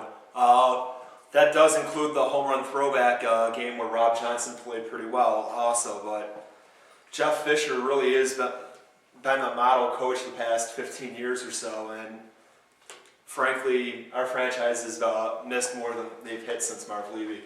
Yeah. Okay, what do you think about Nick here? I'm with you. The only constant in Tennessee has been Jeff Fisher. He's the longest tenured coach once Bill Cowher retired. Yeah. So he's been the constant with Tennessee. So he's been doing a good job. It's gonna be hard to go up against him with all the the in and out coaches we've had. Like you said, since Marv Levy and Jim Kelly, we haven't had a coach or a quarterback. All right. Foodie there. Okay. Now it's time for the trivia question of the week, or the My trivia quarter. from I Eat Crayons. He wanted to know, does Justin style our hair after a Bills player? And the answer to that is no. I do. And what do you do? My Yeah, Sean and I let's twist get each other's hair every week. So All right. yes, I'm admitting. Oh, okay, she does. We don't. So Let's see, you got it wrong. I don't know. I mean, maybe I could buzz my head again. I'm sure that somebody's a skinhead on the team. Yeah, so neither of us do that.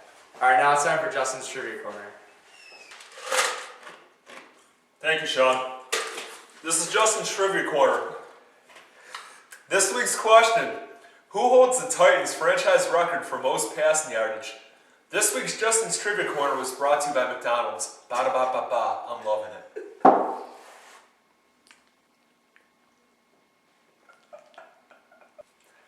All right, now it's time for the keys of the game. My key to the game is stopping Vince Young. Can we stop him, because he's killed us every time we faced him, and if we don't, we will lose. All right, what's yours? Mine is stopping Chris Johnson. Our run defense hasn't been that great, and he's a really good running back, so we got to keep him in the backfield. All right, what's yours? Mine is Trent Edwards wearing one of those helmets like Mark Kelce used to have. You know, the extra shell there. Protect him from concussions, because he's probably going to get hit a lot this week. All right, and now it's time for the picks to the game.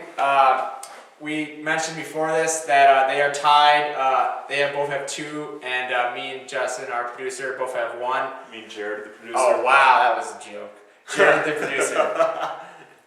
And my pick to the game is 28-24 Bills. What's yours? I'm going 27-17 Tennessee. Okay, what's yours? 13-10 Buffalo. All right, Jared, what's yours? And 20-17 Buffalo. Thank you, Justin. All right, that is all the time we have this week. Join us next week for the Jacksonville Jaguars.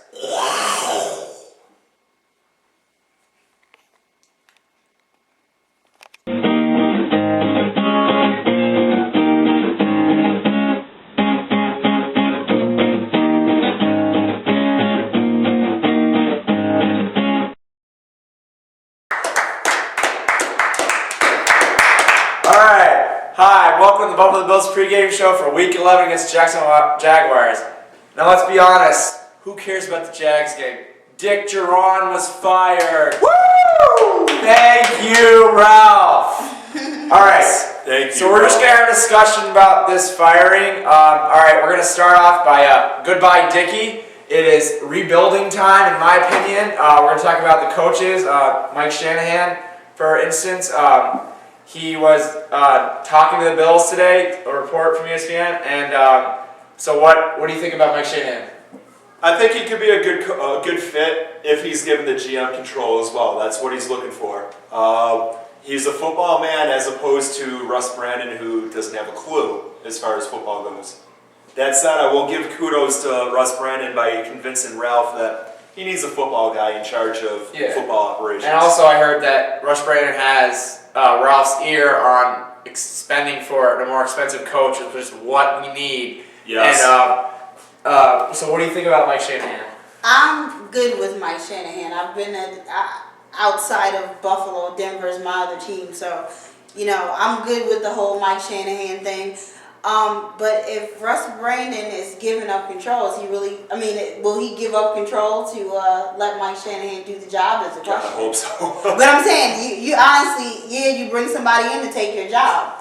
On his end, technically, it's not really a smart thing, but it's something we need to do, though. Here's the thing. Brandon was just a marketing guy thrown in, probably as a stopgap more than anything. I mean... And he's done a marble shot with that for 2,000 season tickets. Yes. Yeah, he's done a hell of a job as a marketing guy. We're selling out the stadium, even though we're having worse product. There might also be passionate fans, but yeah. Yeah, well, each year we're having worse product and more seats being filled. And also might be fear also, yeah. But, hey, if that works, if it brings money to Ralphie, I think that's ultimately getting the job done. All right, our next thing is, in my opinion, building from the top. The Bills organization, they need to get better scouting, better GM, better coach, like everything. That's the only way to win. All of the teams in the NFL that are good teams, every year they have good coaching, good GM, and good scouting. Yeah. So, we need to clear house, in my opinion, and get better everything, Well, here's some of the problems right now. John Guy has not brought in too many effective veterans in, and he's the head of the NFL scouting, the pro scouting. On top of that, you have Tom Modrak, who was doing very well with Philly. He was the guy who drafted Donovan McNabb there. Came over here as an assistant to Donahoe, survived regime change. But what does he really do? That's a big thing. I mean, he's getting paid to really sit at home half the year.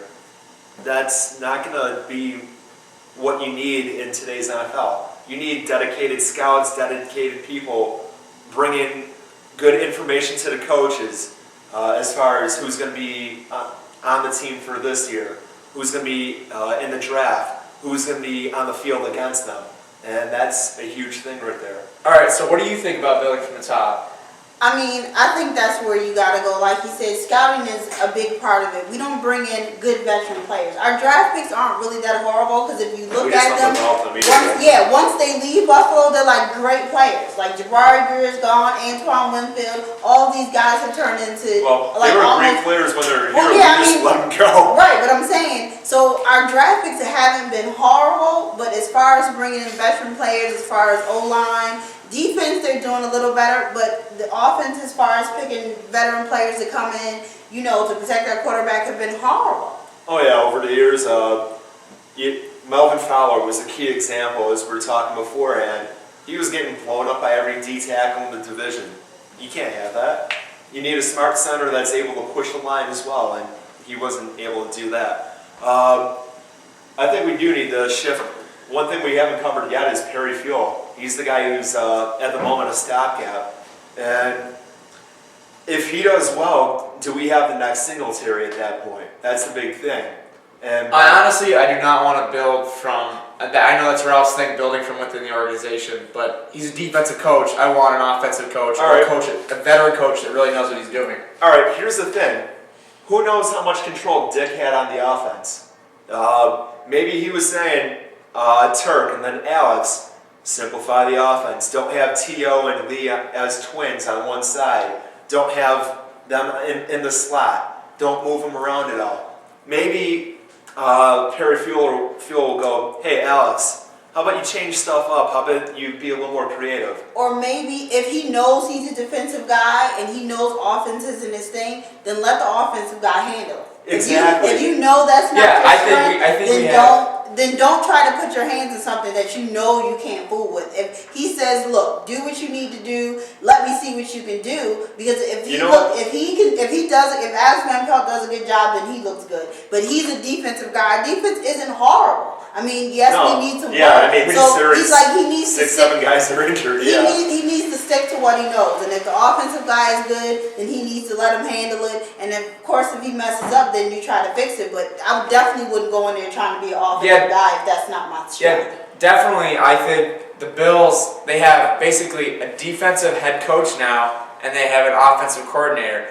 So I think the only difference is that now that they'll have the defensive coach, the only difference is that Perry Fuel can call for 4th and inches or something like that. And hopefully he has the stones. And you know what? I think he has the stones to do it. His interview last night, besides the Bills screwing up, setting up a press conference, and not having the mics turned on and stuff like that, Perry Fuel was asked some questions. He gave short, straight to the point answers. He was asked what his coaching philosophy is. We want to play hard, we want to win, simply put. And that's all he says. It's not beating around the bush like Dick has done for the past 3.5 years. This team definitely needs a guy that's got some stones, some balls. So that is definitely what we've needed for. I think he has that. He's the anti-Jauron as far as emotion goes. You're going to see somebody getting in the players' faces, I think. Yeah, that's definitely what we need. Yeah. And then you need the GM to get the players. And then once you get them, they build them up, and then you get in their faces and you tell them what you expect of them. They're going to play better. Mm-hmm. And that's what we've needed for a long time. So we have to talk about Fitzpatrick starting as well. Yeah. And I think this is one of those decisions that Dick was making before the changes happened. And I think Fuel is just going to continue with it this week. I really think that that's a terrible idea. I would bank on Edwards being back in by halftime. I would really want Edwards back into. We all agree that we think we should let him play to the end of the year. We all agree, I think. Yeah, I mean, Edwards isn't as. I'm sorry. No, I'm saying the only thing that scares me about him is him getting hit again. And but that's like outside of that, it's like, yeah, let him play, see what he does. But I mean, for some reason in Buffalo, we've always been, fickle about quarterbacks. If they don't do well off the bat, then we get rid of them quick, fast, in a hurry. We don't give him an opportunity to either improve or get better. You screw up once, and that's pretty much the end of it. With that metric, Drew Brees would have been gone, and he was terrible his second and third year in the NFL. Oh, look at where he's at now. Yeah, but that's what I'm saying. He wasn't here, so I'm saying we probably would have got rid of him. And we never hold players long enough to see what they can do. If they mess up once or twice, then it's like we're done with them. Before this tape, we were talking about the O-line, and that's what we need to draft. And I first thought we need to draft quarterback. They quickly convinced me that offensive line is the way to go. And so what do you think about that, Justin? Well, yeah, I would say that O-line is imperative. The Colts, the Patriots, the Steelers were not built up overnight with a quarterback. They didn't become successful because of Ben Brady and Manning. If you look at the Colts, 2 years before Peyton was drafted, they had Marvin Harrison. The year before, Bill Polian's first year at Indy, he drafted Adam Meadows and Tarek Glenn. He drafted 2 tackles to protect his future quarterback. All right, and now it's time for Justin's Trivia Corner. Ralph Wilson has fired coaches before mid-season. Who was the last one? Since we're towards the end of time for our allotment, please click to the right here or on the link underneath me to go to part 2 of our pregame show for this week.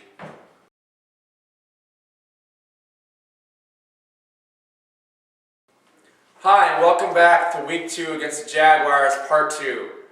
Before we talk about that, I want to talk about last week, Bud Adams giving the double bird to the Bills sideline. I think it's freaking hilarious. He got a $250,000 fine, which is just so funny. Do you have any thoughts on that?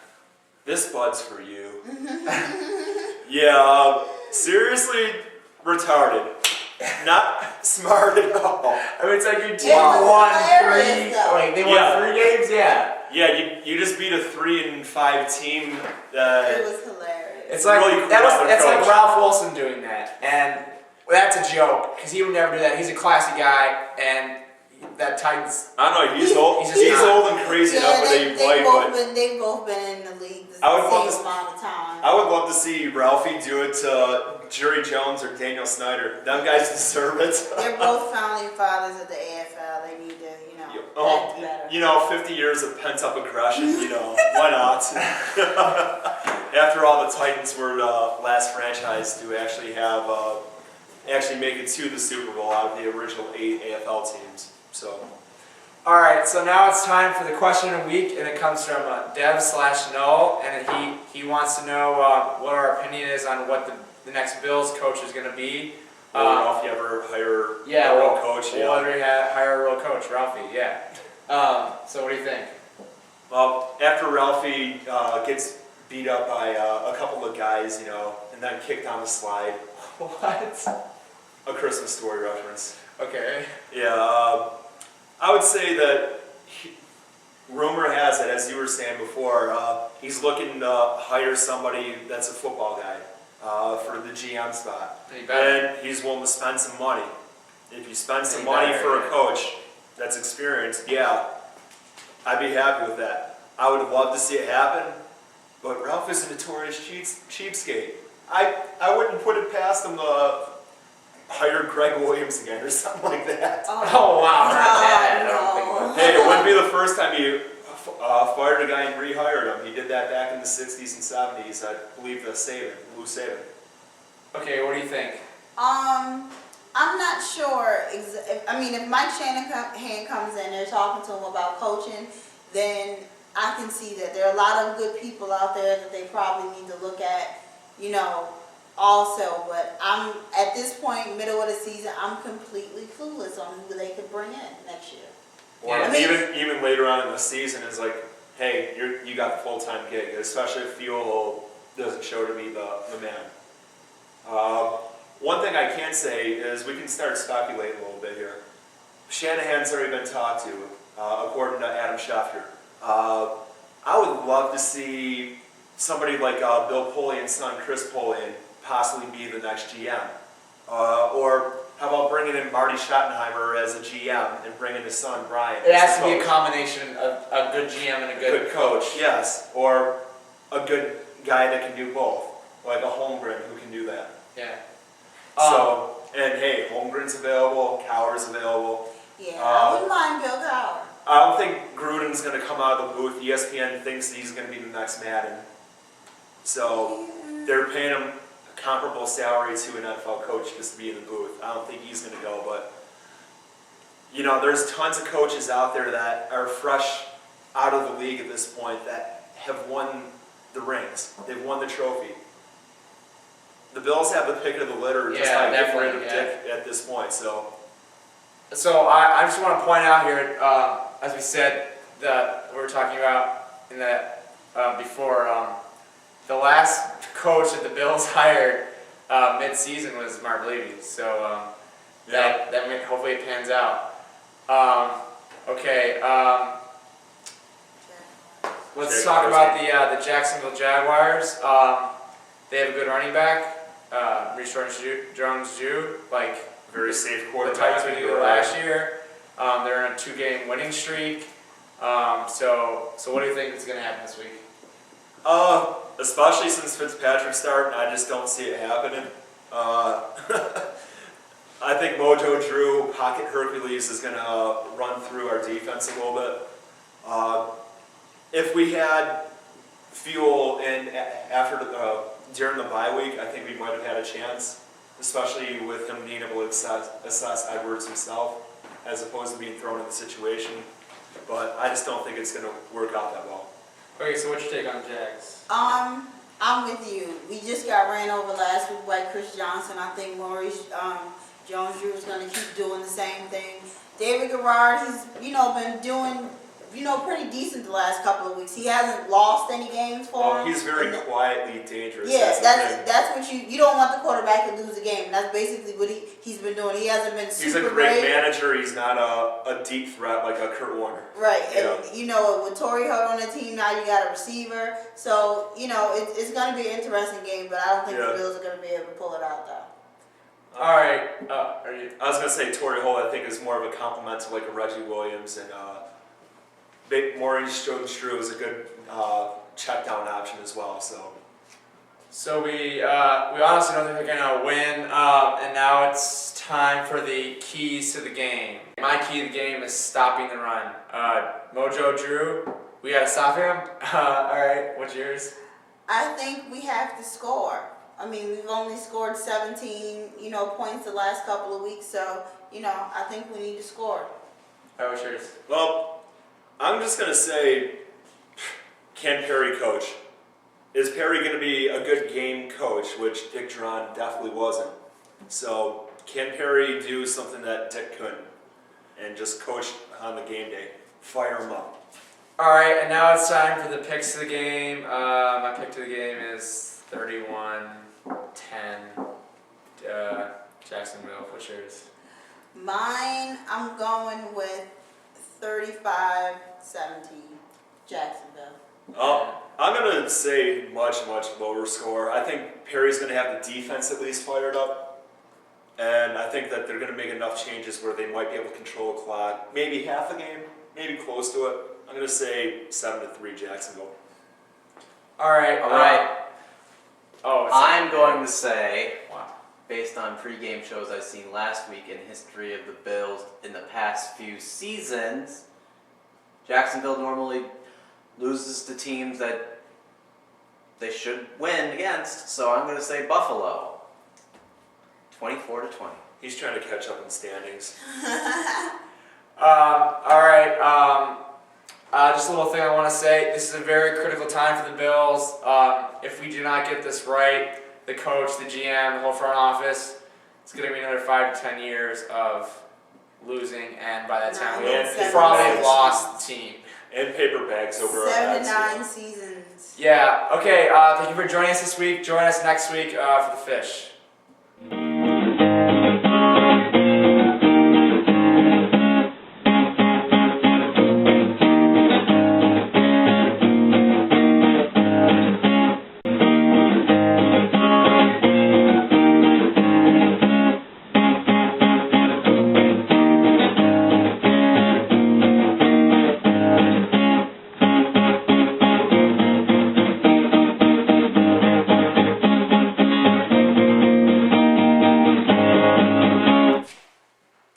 Buffalo Bills Pregame Show for Week 4 against the Fish. Okay, the Fish.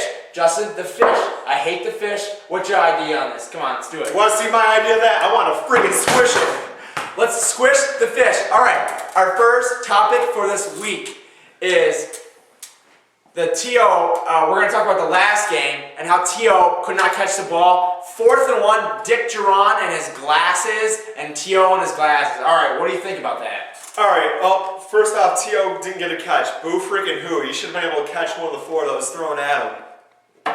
Nikki, what do you think on that? I'm with you. He doesn't reach for the ball, no stretch. Just like, okay, it didn't land in my hand, so I'm just going to let it fall. There were a couple, no effort. There were a couple plays where Jabari Greer blitzed. He ran down the field instead of turning around having a wide open zone. All I had to do was just go, hey, Trent, throw it to me. All right, 4th and 1. There's 7 minutes left in the game, and we punt the ball. Dick Jauron, what else are you going to do? You think they're going to fumble it or not do anything? Justin, what did you take on that? It was gutless coaching. He should have challenged it first off. The spot there, Josh Reed was too close compared to the spot that they gave. Second off, you got to go for it. The Saints are too high octane to be running as low as they were. All right, Nikki, what do you think? I mean, but is anybody surprised that he didn't go for it? I'm not. That's what he always does. So it's like, okay, if he'd have went for it, it would have been a surprise. He always does the same thing. He's a wimpy coach, and I'm mad about that. He faked the field goal. You figured, why the hell not? Let's go for it. Yeah, I know. It's ridiculous how we can't get that. All right, then we're going to talk about the Dolphins game. Ted Ginn Jr., Ronnie Brown, and Chad Henne. Chad Pennington got hurt last week, and Chad Henne's in, and we have to deal with Ted Ginn and Ronnie Brown.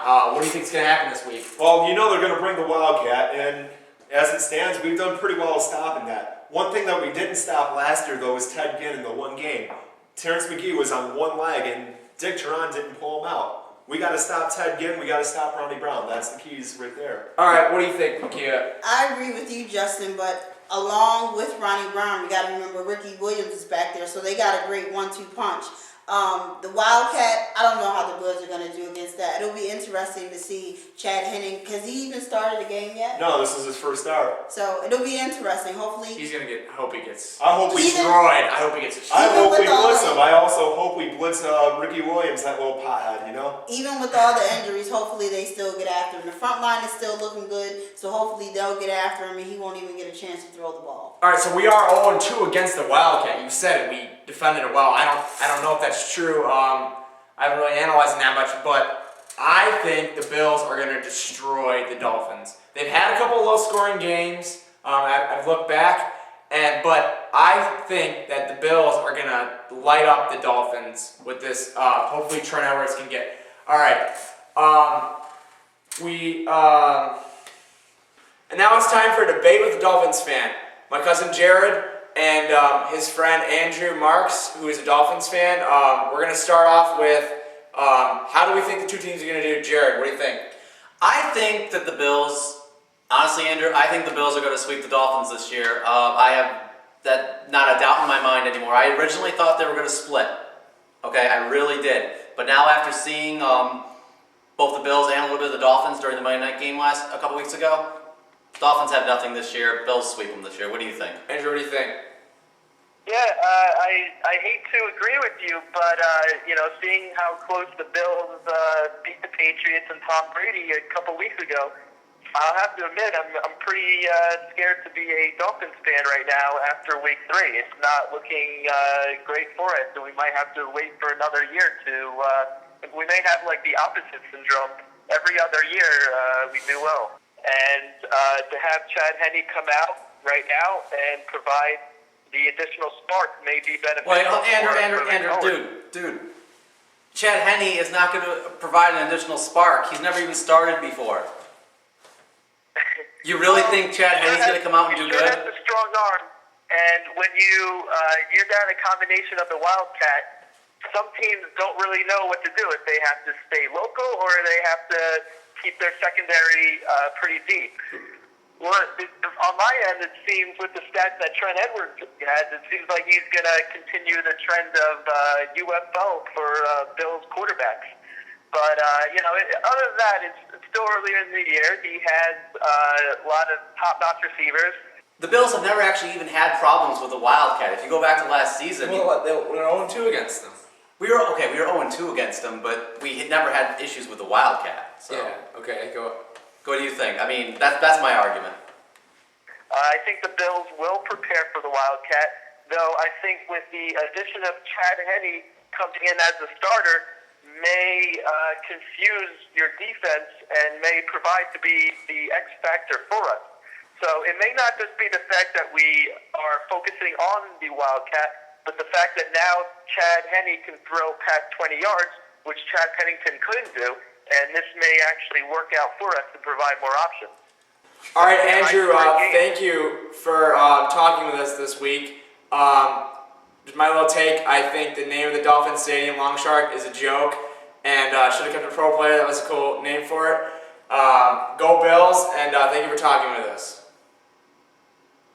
And now it's time for a segment, Justin's Trivia Corner. Hi, welcome to Justin's Trivia Corner. This week, we just don't have a question. Seriously, we're on YouTube, we're low budget. We can't afford to be doing new ideas every week. Well, for next week we'll probably have a question, but maybe not. But on to our topic of discussion. Hi, it's time to do the topic of the week, and this comes from username CHLP. He wanted to know, do we tailgate? What are our pregame rituals? And I, as a Bills fan, I've been a season ticket holder for 5 years. Nikia's been a season ticket holder for 4 years. I tailgate in the same spot every week. What do you do? Yeah, we're pretty much in the same spot every week. A group of us get together. We usually send text messages Friday night to see who's bringing what to get the menu together. Yeah, and we have the same group. My uncles who've been going to the games for 30, 40 years. Great food, great times. What do you have any pregame rituals? For me, I don't get to go to the stadium as much as you guys have, so more of my pregame rituals are, sitting around the TV and getting snacks ready, stuff like that. The producer and I get together and watch games quite often. My seats are, go ahead. I was going to say, when I do go to the games, we definitely tailgate it out big time. Get the dogs going on the grill, have a few drinks, whatever, Yeah, even in bad weather. Yeah. My seats are goal line, opposite the scoreboard. Where are yours? Mine are actually in the same spot. Are you on the home side? I'm on the way side. I'm on the home side on the goal line for Bills games. This weekend I'm actually going to Miami, so I think I'm going to be way up in the nosebleeds. You're going to the Miami game? Yes. The last time I went, we were way up in the nosebleeds. I'm not scared of heights, but being up that high, you get pretty scared. So there'll be a lot of Bills fans going there. A lot of Bills fans down there. When you go down to Miami, it's usually like you're in, Ralph Stadium parking lot because everybody breaks out the Salines hot dogs. Yeah, that's right. Well, not to mention, halfway through the game, you get to hear, "Let's go, Buffalo!"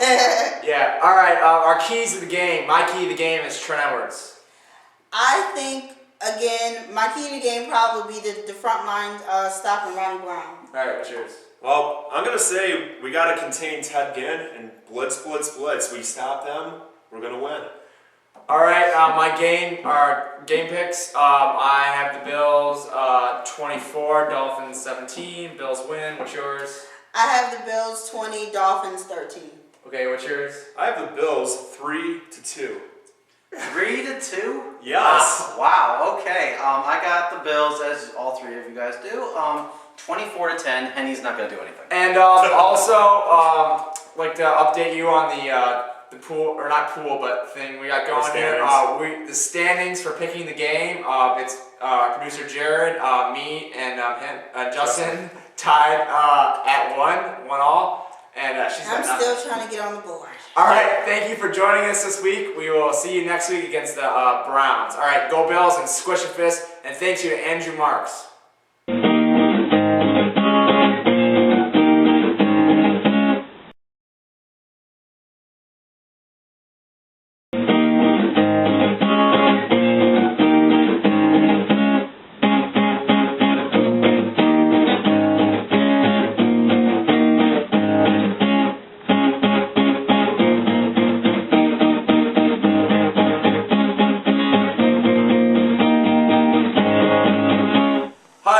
Buffalo Bills Pregame Show for Week 13 against the New York Jets. Before we talk about this week's game, I just want to talk about the last game. Yeah! They won. It was the best game I've ever seen from them in a long time, and they did it at home, and the weather was amazing, and it was just great. Wow.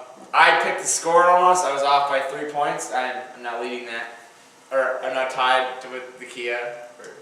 Nikia, yeah. So do you want us to talk about that? Yeah, let's do that. All right. Well, it was Perry Fuel's first win. It was good to see that happen. He was very fired up and ready to go. And but you know what? It was a very close game, most of the game. Except this time we finally came out on top. In the fourth quarter, we were the team that scored 24 points or 21. How many would have been scoring against us? Right. So, Justin, what was your take on the game? Hey, they fought hard for 60 minutes. They didn't quit. Perry Fuel has been doing a lot during the week by having the guys actually practice with pads and stuff like that. And I like the way they look. Hopefully it parlays into a win Thursday as well. Yeah, we'd really like them to have a game on TV in Toronto. The tickets are pretty expensive, like he was saying. So what were you saying about that? Ted Rogers paid Ralph a big amount of money, sure enough. That means that the fans in Toronto for a smaller stadium are going to have to pay more per ticket. Kind of leads into our question of the week, though. Aid Kranz is saying, is it worth going to the Toronto game, especially for the Canadians? Well, or deal with the Canadians even. But you know what? I say it's worth it because it's NFL football. They don't get to see it that often. And I grant you, the prices are basically gouged, kind of like what you would expect to pay in Dallas or DC. But it's NFL football. You probably won't have it past 2015 in Toronto. Right. So what do you think? I mean, I think for the Canadians, it's definitely worth it because they only have this one game for the entire year. For people who, like yourselves, season ticket holders, probably not. Only because it's a hassle to get over the border. Where are you going to stay? So much more money has to go into it. As long as they're selling out in Canada, I think. And they're not. They're not selling out. That's the problem. And that means more Canadians need to be going. Not to mention it means blackouts for us. Otherwise, and you know what, if the Canadians aren't going, then that means we shouldn't be over there in the first place, and we need to stop this once the 5-year thing is I mean, after all, I agree there. In Canada, come on. Right now, you guys are done with football. The CFL just had the Grey Cup. You got one last game for the season. Go ahead and watch it, seriously. All right, so both the Bills and the Bats just won their first time in 4 games, and that Mark Sanchez getting the how well he did last game. So how do you think he's gonna do against the Bills? Well, the Bills have been playing tough basically the last 3 weeks. I'll even count the first 3 quarters of the Titans game. They played tough against a good team there. I think that the defense is going to look good. Dante Whitner, people criticized him for subpar performances. He was even getting an interception today. I think everyone gets an interception today. Yeah. 5? Yeah, I don't know. Last time we faced the Jets, there were 5 interceptions on Sanchez alone. So with Bird getting 2 of them at that point. Yeah. So I think that as long as our defense keeps up to form, Sanchez is going to have his hands full. Okay, so what do you think about the game against the Jets? I think that, like you said, I think we did a decent job of stopping Sanchez last game. What we really need to do, though, is stop Thomas Jones, because last game he he ran, I think, 210 yards against us, which is a lot of yards. Don't forget about Sean Green as well. He's been rushing very well. And we just shut down Ricky Williams, so maybe they we fixed shut that down. sort. And we didn't shut him down. We didn't Rich Jones Drew. We shut down. We didn't shut down, like you said. We did pretty. We didn't shut down. We contained them. That's right. Well, that's what I'm saying. If we contain him from busting 250, it'll help us out a lot. Yes, I mean, considering he had 220 against the Bills last game. 210, yeah. All right, yeah. So I would say that first thing we need to do is just stack the box and jam up Thomas Jones, Sean Green, and let the rookie try and beat us because he's been looking like a rookie as of late. Yeah, okay. Next topic when it comes to the Jets, they have Revis. He's probably one of the best corners in the game. T.O. versus Revis and Evans versus Revis as well. So what do we think about that matchup? Hey, whichever one he's not covering, throw it to the other guy. Yeah, that's I agree with that definitely. What do you think? Same thing? Pretty much, yeah. I think that he's going to be a problem for whatever receivers on him, so we got to really move the receivers around. Yeah. Switch them up on both sides. I think a couple weeks ago we actually motioned Evans and Owens. We've been starting to move the receivers around. And then throw it to the guy who's not on him. It's no longer Dick Jauron's Pop Warner offense. I think you also have to get the other receivers involved too. The third receiver, your tight ends. Sean Nelson's been looking good out of the slot. Now even as a tight end, they've been lining up in the slot. He's a beast. And for a rookie, I like what I see out of him. Maybe he's a future Shannon Sharp. Or even out of the backfield too, even McIntyre. McIntyre had a couple. He got that pop fly today. Yeah. That and Jackson on the dump offs, that was a little bit of a criticism that Edwards has given him too much to him and Lynch. But it's okay to do every once in a while, you know what I mean? And when you have a really good corner like Revis, you got to work around that. And now it's time for Justin's Trivia Corner. Thank you, Sean, you hippie. Get a haircut. This is Justin's Trivia Corner, brought to you this week by 5 Hour Energy. This week's question, Perry Fewell won his first game against Miami as Bills head coach. Which Bills coach was the last one to win in their debut against Miami? This has been Justin's Trivia Corner. I like my hair. Thank you. And now it's time for a special thanks for a couple of people. We want to thank Fanatic2. He's a real man. He he talked smack, and then he took it back, and he's a real man for that. Who do you want to thank? I want to thank Chevalier for talking a lot of smack and basically saying that dolphins are mammals. Well, duh, we know that. We pick on dolphins' fans by calling them fish. And you want to thank? My parents, thanks for being supportive. And I'd also like to thank the New York State Police, Lancaster probably. They're amazing. They like to meet quotas at the end of months after Bills games and pick on 17-year-old kids who run yellow lights and don't actually run red lights. All right, thank you. And now it's time for the picks or the keys of the game. My key to the game is the fans. Last time there were so many Dolphins fans in Toronto, it was ridiculous. The Bills had no home field advantage at all. It was all Dolphins. All right, what's yours? Control the clock. That's one thing the Bills did very well against the Dolphins. They weren't being, the defense wasn't on the field for 40 minutes. So I'd like to see them control the clock and take it to the Jets this week. All right, what's yours? I'm going to say stop the run. We've been able to do it the last couple of weeks. We need to keep doing it. If we contain Thomas Jones, we should be able to control the offensive part of the game. All right, and I don't have a pick to the game yet, so I'm going to ask Justin first. What's yours? My pick to the game will be the Bills. I'm going to say 27-17.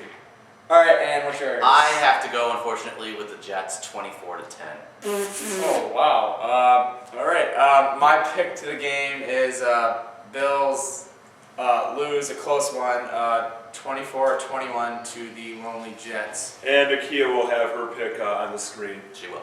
All right, and that is all the time we have for you this week. Join us next week for the Chiefs.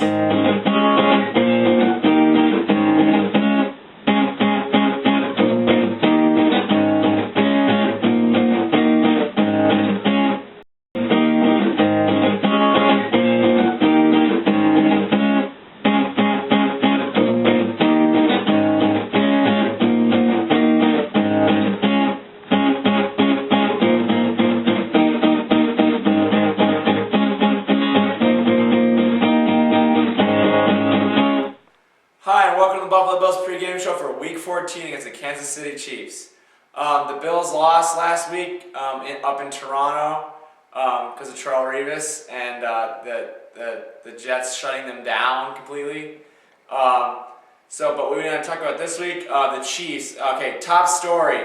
The Bills are 13-7 overall against the Chiefs. At Arrowhead, though, they're 4-6 against them. They won the last one, and so what do we think about this? I mean, I think you have to look at the recent history. That's what has my hope going for me. When I'm looking at this game overall, I see it as a trap game. One of those games where we're supposed to win, but we're probably not going to because that's just the way it is. But when I look at the recent history, when I look at the fact that we beat them 54-31 last year, and even the game before that where Kelly Holcomb was hurt and J.P. Losman came in and won us the game, 14-3 I believe that score was. If you look at those two games, we pretty much dominated the Chiefs, and that was at a time where Larry Johnson was good. So a lot of times team history comes into play. So I'd have to say that looking at the recent history of the Bills and Chiefs, I think we have the upper hand. All right, okay. What do you think about the recent history? I'm kind of with you. I'm hoping, like you said, it's a trap game. I'm hoping we can win. They Wait, it's a trap game then? Well, a trap game that we'd lose, see what I'm saying? Yeah, we're hoping for a win, but when it's something like this, you usually give the home team the advantage. So that's why I'm kind of thinking, the Bills may lose because our record there isn't good. We blow them out. They've only won one game here in Buffalo, but when we go there, we lose. So it's one of those iffy situations where yes, we're supposed to win because they've only won 3 games this year. Yeah, we've only won 4, but we're supposed to win this game. Okay, now it's time to talk about the Bills' offense. We think they need to run more. They didn't run a lot last game against the Jets. I think they only had 60 yards a game Something before like that. All right, what do you think about that? Well, I think the reason we have to run more so is because you got to look at the defense that we're actually playing. They got young guys on the front line like Tyson Jackson and Glenn Dorsey. 2 first-round draft picks in the past couple of years that really haven't panned out that much. So if we have as we know, we don't have the greatest line in the world. That's pretty much a big understatement there. So we need to take advantage of the mismatch with the line. I know I kind of said that last week, but this is an even bigger mismatch. The only thing I'm a little worried about is the fact that our offense has to go against a 3-4. We usually don't do that well against the 3-4. Except for Miami. And that's what I'm saying, except for Miami. We somehow did pretty good against them. So that gives me a little bit of hope that we should be good against the Chiefs in that case. But it's kind of a toss-up.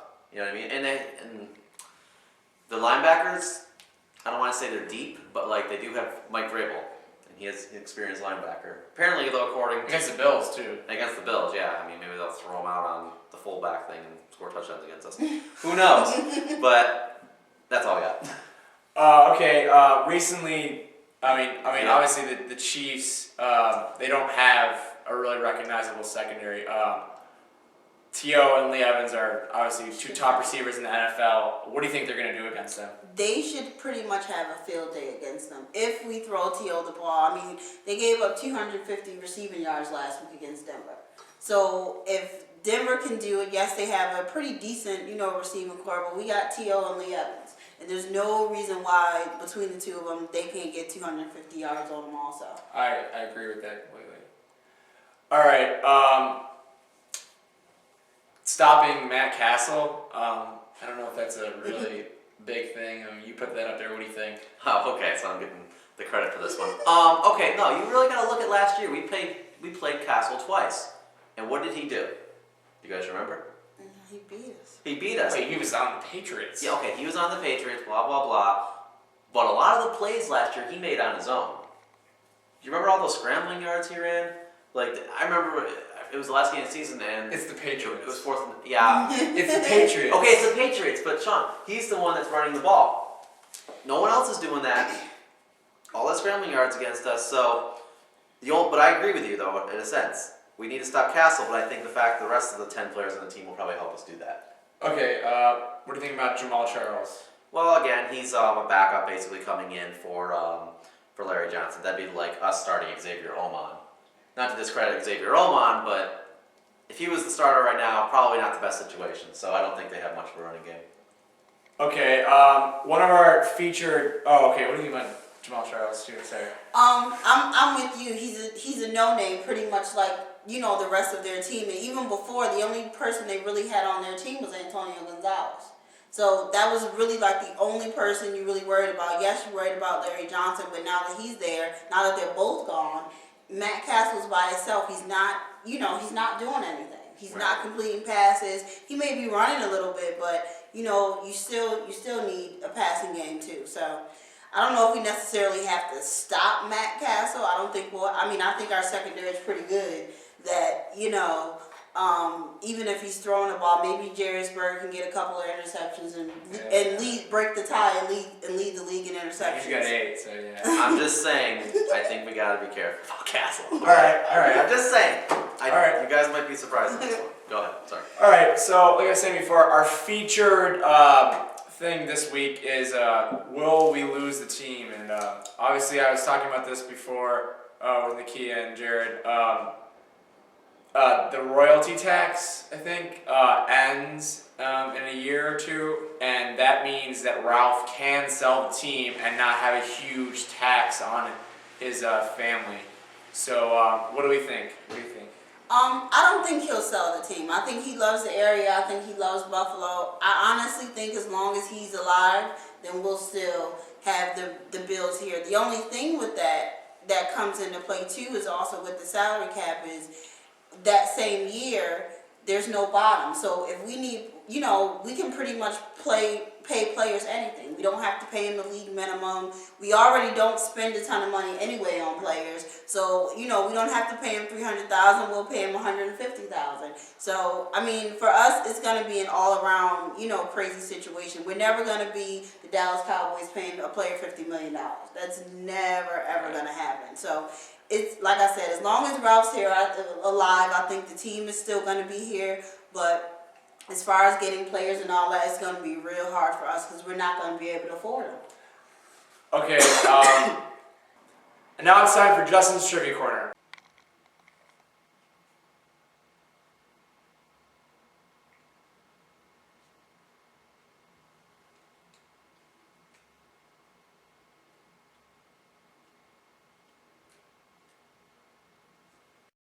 Alright, now it's time for the keys of the game. My key to the game is throwing to Lee Evans and T.O. They have a no-name secondary, basically. We need to get those two receivers with a lot of yards. I think if we do that, we'll win the game. What's yours? I think we need to get our running game back on track. It was really great in the beginning of the season with Fred Jackson, and I think we need to get that back on. Alright, what's yours? Stopping Matt Castle. Wow. He's dangerous. Alright, now it's time for the picks of the game. My pick of the game is 28-17 Bills. What's yours? My pick is 31-14 Bills. Oh, I picked close to me, wow. Okay, what's yours? Unlike the last game, it's going to be a dog match. 14-10 Bills. Alright, that's interesting. Alright, thank you for joining us this week. Join us next week for the New England Patriots. I'll be in New England. You're going? No.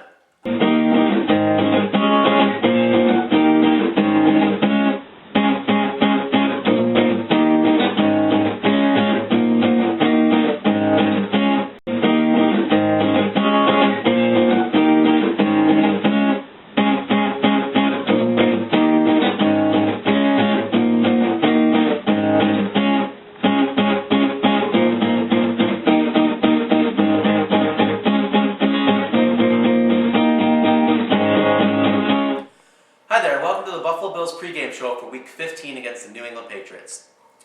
All right, well, our top story is the quarterbacks of the Buffalo Bills. The past few weeks we've been starting Ryan Fitzpatrick. A lot of people have been saying Edwards should be starting. Nobody really knows what's going to be going on, especially for next season. It's really important to figure out who our quarterback is for this game. It's a big game. Justin, what do you think? All right, seriously, Ryan Fitzpatrick is not an NFL starter. If you look at the last couple of interceptions he has thrown and the ones that should have been intercepted the last couple of weeks, they're horrendous. The interception in the end zone was terrible. You have to throw that away. Interception 2 weeks ago when he threw it and basically just left a duck up there to be picked at the end of the game. He's costing the Bills chances to extend their lead. Frankly, I think Edwards is a safer quarterback if you're going to try and run a conservative style offense, which that's what the game plan has been the past couple weeks. Hey, run with beast in head, as opposed to try and throw it down the field. All right, Nikki, what do you think? I agree with you. He may not be a starter, but the thing is, all anybody cares about is winning. And he has a better record. He has a better record than Edwards does, and if they want to open the offense up, he may be a better choice than Edwards. They've been playing a conservative game plan, but it's not really working. All right, well, let's think about this. The first 2 weeks, the Bills' offense is very open. Edwards was throwing it down the field. Now, things regress throughout the season because, one, line is not where it needs to be, and he's just getting killed in the pocket. Fitzpatrick, his timing hasn't been messed up, his natural clock. So he's going to take the chances. Well, he's regressed since he's been on the field. Might as well get somebody in that hasn't seen too much game action as of late. Right now, Brian Brohm is not the option because he's unfamiliar with the offense. I would say let Edwards have the chance to prove himself in this league. He actually has less time in the league than Fitzpatrick, comparable amount of starts. There's no reason that you should have a quarterback that throws for under 100 yards 2 weeks in a row and is known to throw for under 50% in quite a few games. Gotcha. The only thing I'd like to add is that I agree with what's been said here, that it's kind of weird that they would bench our starter to go with a backup. However, at the same time, you also have to look at, like you said, who you're winning with. Here's the thing, though. They're winning despite Fitzpatrick. That's the big thing. They're not winning because of him. They're winning despite him. Right, but there is quarterback mentality, too. You gotta keep in mind. Oh, I think that's a whole lot of crap there. Seriously. You got a guy who can throw the ball more efficiently. Sure, his leadership skills are probably not the same as the backup. Right. But when it comes down to it, Edwards is not going to cost you the game, where Fitzpatrick has come close to it this past week and the week before he did. Strong opinions we have. All right, offensive breakdown. You gotta look at what the Patriots have been doing on defense to actually look at our offense. If you actually look at their defense, it hasn't been doing so good in the last few games. There's been a lot of issues with them stopping the run, so that leads into mind what our game plan should be against them. So, Nikia, what do you think? I think we need to try to kind of stick with the run. Fred Jackson's been doing a pretty decent job. Marshawn has been doing okay. I think he's kind of slowing down because he had to split the time with Fred Jackson. But when he's in there, he definitely does get it done. And if New England's having a hard time stopping the run, especially depending on what the weather's like, this could be a perfect game for both of them to have big games. Okay, Justin, what do you think? Weather could definitely play a big factor. You got to look at it. Jackson and Lynch have both looked good the last couple weeks. Just keep giving them the rock and let them grind it out. That's what you need to do to keep the defense off the field. And what about the passing game, though? Trying to get it open to Evans or Owens. Well, as it stands, I'm not confident in either quarterback. Okay. Especially with Fitzpatrick, I'm not as confident with him at all. I would say just keep giving it to the two workhorses and so keep it out of the quarterback's hands is the strategy. Minimize the risk, yes. All right, minimize risk. Okay. The defense now. What does the defense have to do to stop the Patriots? Well, one thing we also have to keep in mind is who they have on offense. They have pretty good receivers. They got Randy Moss, Wes Welker, and even our old buddy Sam Aiken doing pretty well lately. So, Justin, what do you think we have to do on defense to stop them?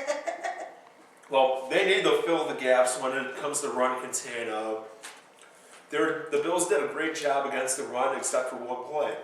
And that's been the story of the Bills season this year. They can't stop the big play because they don't fill the gaps. That said, Marcus Stroud, yeah, he's been doing pretty well. It's just at that second level, when you get to the linebackers, they need to fill in.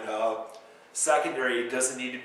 You need your safeties to be kind of up front. You need Whitner or Wilson to be right in the box when it comes to run situations.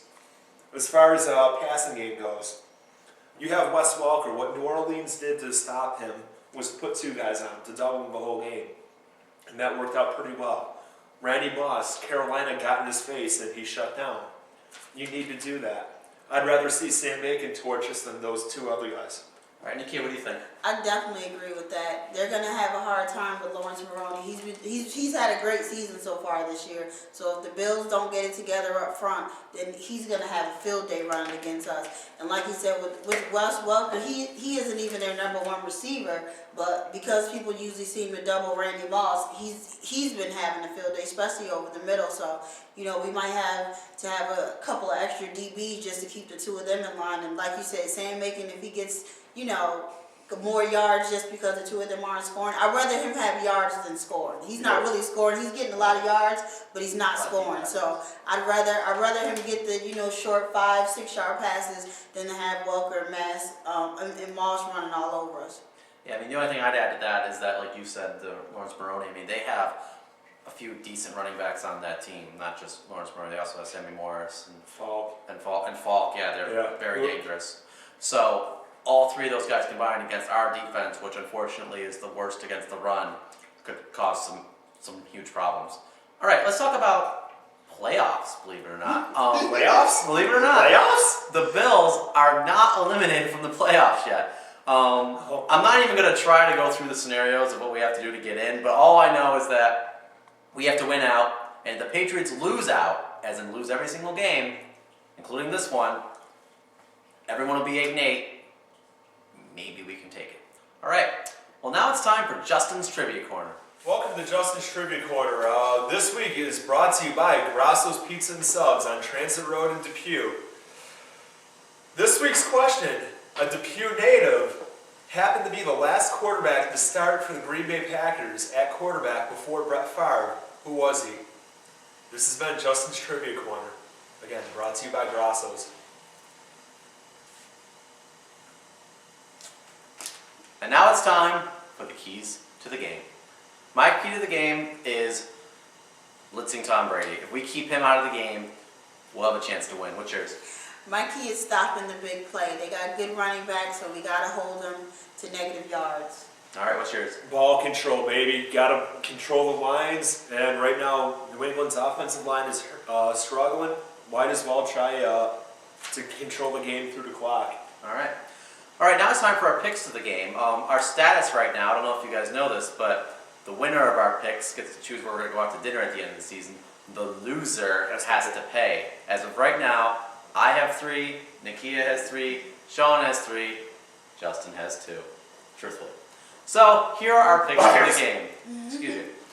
My pick of the game is 28-10 Patriots.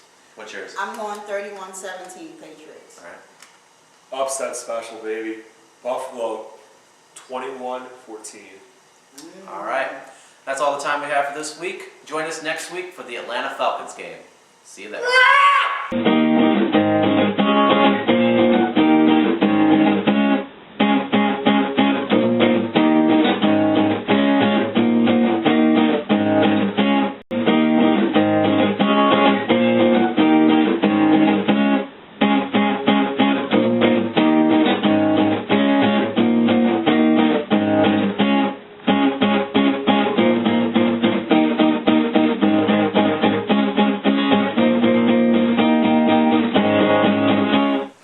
Hi, and welcome to the Buffalo Bills Pregame Show for Week 16 against the Atlanta Falcons.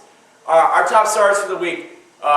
Bills are out of the playoffs, of course we know that. Falcons, are they out? They're out. They're out. Okay, what do you think about that? Well, it'll be interesting just to watch to see if the Bills and the Falcons start trying out players for next year. Because this game is pretty much meaningless, so it's like, okay, we're going out, see who we got for next year, and see how they work out. So third stringers?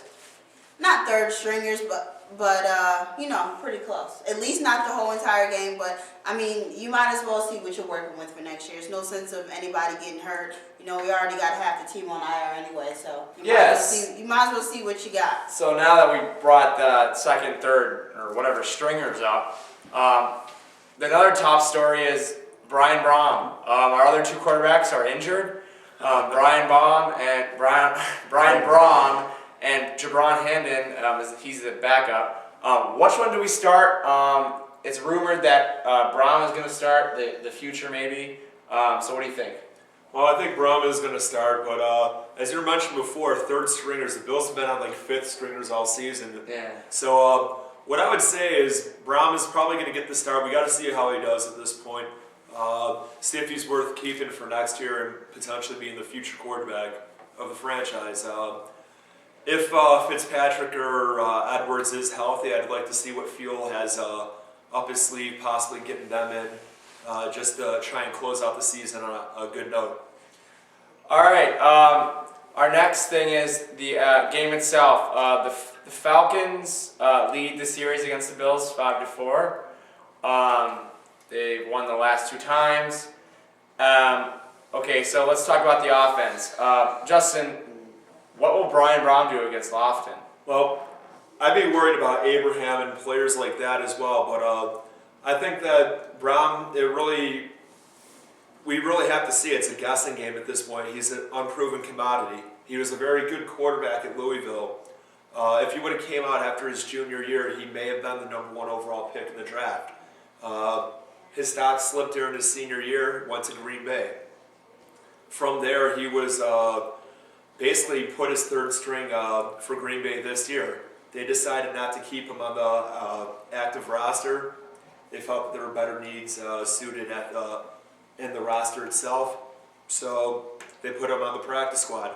He got beat out by a 7th-round draft pick in his own draft. So I think that...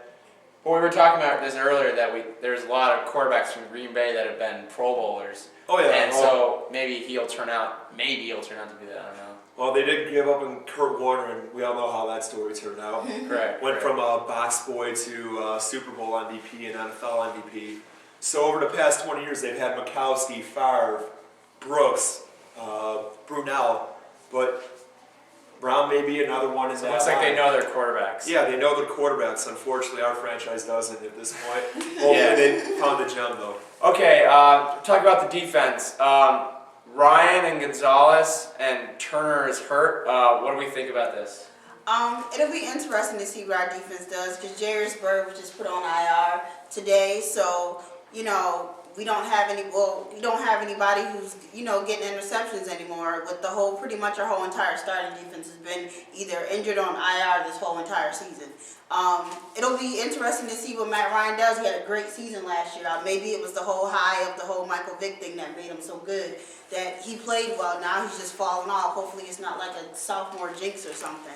And I mean, Tony Gonzalez is one of the best tight ends, so he has weapons. The thing is, can he get the ball to him? And if Michael Turner's hurt, then Jairus Norwood will slide right in. He's not a bad running back at all. So they have good backups, they have good players. The thing is, can they all work together to get it done? Actually, I got one little thing to add. Just recent news as of today. Word is out that Aaron Schobel might be considered retirement as well. So who knows? Maybe he goes on a tear in these games, in the last two.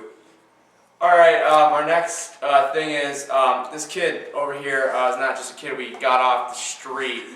He's actually my cousin, Danny Riley. We brought him in. Maybe we'll bring him in future. And we just wanted to get his perspective. He's 11 years old. The last time the Bills made the playoffs was 1999, I think. And so he was one the last time they made it.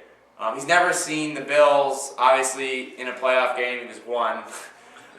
So, Danny, what is your perspective on never being, the Bills haven't ever been good when you've been alive? Well, sorry. Well, think about this for a second. How does it feel to never have seen them in the I've always playoffs? loved the Bills, and if I were to move somewhere, I would still like them. I don't know. Well, I really don't have. I like the Sabres. I like the Bills. I like the Falcons. Well, not the Well, Bisons. The Bisons. Yeah. All right. So you're loyal to the team. Why are you loyal to the team? Well, because I live in Buffalo. You've grown up here. It's your roots. Yeah, I like the Bulls, college team. All right. Well, I gotta ask, how does it feel to know that they've not made the playoffs yet? Does it break your heart a bit? Yeah. You eventually want to see it though, right? Yeah. You want to see how the Ralph looks when the Bills are in the playoffs and kicking some butt, right? Yeah. All right. I really don't want the Bills to move to Toronto. I don't know why I do that. It would just ruin everything. All right. Moving on. All right, our next topic is Brohm versus Hamden. We talked about this earlier. The both quarterbacks, I think Brohm knows the offense better. Hamden, knows the offense better. Brohm is the new, maybe up and coming quarterback. So what do we think? Well, Dan, what do you think first off? Well, of those two, which one would first, you? I didn't really like that they cut Hamden. Because he knows the system and all that? Yeah, and then they just get him back. And, I think Brohm he'll do good, but Hamden, he's never actually played a game, I don't think. Well, he's played a few, but not a whole lot over the 5-year career he has. I believe it's 5 or 6 years now. My perspective, you have Brian Brohm. He's an unproven commodity. He's supposedly very talented. Hopefully he's able to do that. Where Hamden's been in the system, he knows the plays in and out. Personally, at this point, there's nothing left to lose. I'd rather see what the unproven commodity can do. All right, and now it's time for our keys of the game. My key to the game is will Jauron or whichever quarterback. Whichever quarterback plays, will they be able to play properly? And also the opposing team they don't know which one to prepare for, so that might be a key factor. What's yours? My key to the game, of course, is the defense. It's been so crazy and so decimated. Can they get it together at least to stop their top 3 players? Okay, what's yours, Justin? Well, I could also say the offensive line's been just as decimated with probably their 5th or 6th string guard at this point. Can they block for the quarterback as they weren't able to do so this past Sunday? Dan, do you have one? Yeah, special teams. and defense, but special teams because last week they dropped two punts and it almost. It cost them the game with the offside, yeah. The offsides and. Which is something the and Bills are not doing. McKelvin and Parrish. Oh yeah. Well, we got to get the returns going and all that. All right. All right, now it's time for the picks of the game. I'll give those picks first. Nakia, what's yours? My pick is 24-17 Bills. And what's yours, Justin? I'm gonna say probably the opposite there, 24-17 Falcons. And Dan, what's yours? I'm gonna say 19-16 Bills. And I'm going to say that the Bills will lose 27-14. All right, thank you for joining us this week. Join us next week for the Colts. Remind you that if they win this week, then they will be undefeated, 15-0 going into that game. So that'll be exciting.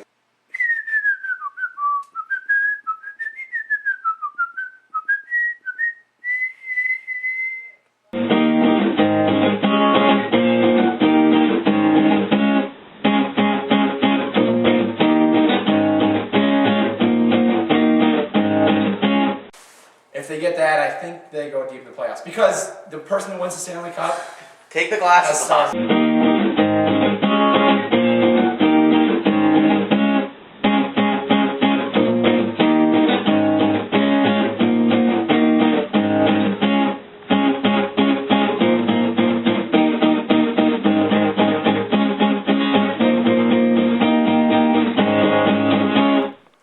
Hi, welcome to the Buffalo Bills Pregame Show for Week 17 against the Indianapolis Colts. It's the last game of the year and the first game of the decade. All right, our first topic is Caldwell pulled his starters in the Indianapolis game. All right, what do you think is going to happen this weekend? Well, he's going to play them even less. Peyton Manning, well, he's maybe going to have a drive or two, I think, and really we're going to see a lot of Curtis Painter. Okay, what do you think? I agree with you that that's what he's going to do. I don't agree with him pulling the starters because then it's just going to be like they're going to be rusty just like they are at the beginning of the season, just like when they don't play in preseason. So hopefully they can keep it together, but it might be another first-round loss for the Colts if they keep sitting. Well, it'll be second round. They have the first round. Oh, well, yeah. Yeah. All right, talk about the Atlanta game. What do you think the significance of that was? Well, frankly, Brohm looked about as good or as bad as Edwards and Fitzpatrick have. Frankly, all it says is the line can't protect any of the quarterbacks. And that means that we're just going to have to suffer until the line gets better. All right, what do you think? I agree with you. It was painful to watch. It didn't even. I mean, it was no different just because they had a different quarterback. It was the same garbage, same results. So, like you said, hopefully if we get an O-line, then it won't really matter who's back there. Okay, our second topic is how will the pullout of the Colts players impact the game. So what do you think? Well, I'll give the Bills a fighting chance, but then again, we've seen this story before. Playoff team pulls out their starters and their backups kick the crap out of our starters. Yeah. I mean, it's like when they're playing backup against backup. Half our team is on IR anyway. Yeah. So it's like nobody's going to have their starters in a game, so it's just going to be like, you know, a scrimmage or something. It's going to be horrible. It's a preseason. Yeah, it's a preseason game in essence. All right, now it's time for the Bills' topic of discussion. Hill Range has a theory that the Colts pulled Peyton Manning last week because he thinks that the Colts would have lost to the Bills this week. We think I don't think that's true at all. I It's just laughable. think that the Colts, they clinched everything. Why do they need to play their best player and risk getting him hurt? That's what we think. Yeah. All right. Now it's time for the keys to the game. My key to the game is, like, I don't think I have one because it's a preseason game. Do you guys have anything? Go Sabres. Yeah, it'll just be nice to be out there for the last game of the season. It's gonna be after cold. the New Year. Other than that, It's going to be like the Colts game of It's the a- year, which is surprising. 'cause All I the last have Manning couple on years- is what draft pick we have for next year. pretty much. So we're just thinking, I don't know, maybe they hopefully lose and get 6 in the draft. All right. Picks of the game. My pick of the game is I hope the Bills lose. Actually, I think they're gonna lose 27-10. 10. What do you think? I'm unfortunately taking a loss too, but I don't think Indianapolis is going to score that much. I'm giving them 17-10. Because they're going to play their backups, so. They What do are. you think? I think that the Bills are, for the most part, they're going to be in the game. I think they're actually going to win. I'm going to say 16-13. I don't think the Bills, I don't think their backups are even close to the Colts backups, which I think the Bills are going to play their backups. Well, they haven't played their backups, but. I'm going to say Colts are going to win 21-13. All right, and now it's time for the year in review, sort of. We have a couple of things we wanted to say. The biggest mistake of the decade, and we just generally put up there the front office. It's been the downfall of the entire team. You want to elaborate on that a little bit? You can talk about the draft picks. McGahee, when we had Henry, drafting it with our first pick the 1 year, Roscoe Parrish. What else? Trading up from McCarville. Not developing J.P. Lossman properly. Stuff like that. And what do you think? I'm with Justin. The whole front office thing has just been horrible. We usually pick the best player in the draft, which sometimes works out, but to me, you need to pick what you need. Who cares who's the best player? We picked Aaron Maven, and that was not the best pick, so. No, because we needed an offensive lineman, so picking him really didn't make a difference. So I think the Bills, instead of picking the best player, needs to pick the best person for them. Yeah, the best need. And I think that goes as far as coaching as well. We got to pick the right coach for the system or for the city. Okay, I forgot to mention when I introduced this that you guys can comment on what you think is the best or the biggest mistake and the other things we say. Okay, now biggest hope for the future. Mine, besides Bird, because obviously he made the Pro Bowl. Levitre and Wood, just basically those are our only good offensive linemen and our only biggest hope for the future. What's yours? Change with all the new coach and whoever's coming around. I think with all the change, something's good got to come out of all of this. What's yours? I would say the defense in general, with the exception of not being able to fill the gaps of the linebackers, the line looked pretty decent. Maybe new additions needed, but the secondary looked stellar this year. Between Wilson, Bird, Drayton Florence was a good addition. Yeah. Our backups filled in pretty well there. All right, best and worst game. We kind of already mentioned it in our worst and best moments, but I'm just going to say the Cleveland game, scoring freaking 3 points. You couldn't put up 9 or a touchdown against one of the worst teams in the league, actually the worst team I'm in in the league at that point. Yeah. And so what's your... I'm in agreement with you there as far as the worst game. I think Nakia is as well, right? Yeah. And then the best game of the year, I think mine was Miami. Just that whole thing with that guy online and little online feud, yeah. Yeah, and then I just hate Miami. What's yours? That's good. That works. Actually, the loss in Tennessee just to watch Dick go. favorite game of the year. Just best anti-Dick. Yes, anti-Dick. Moving on, who will be the next QB and coach for next year? So, who's going to be the next head coach for the Bills? Now, we get these cards to show you guys. I hope Russ Grimm from the Arizona Cardinals will be our next coach. And I wrote on there Ken Anderson As the offensive coordinator. As the offensive coordinator once that happens. And then we couldn't think about a GM, but they need a GM to go on with coach. What's yours? Yep. I say Jim Harbaugh of Stanford, former quarterback himself in the NFL. I'm sure he'll have a good influence on our next quarterback, our quarterbacks next year, I should say. And what's yours? I'm going with Jason Garrett, offensive coordinator of Dallas. They are doing pretty good down there.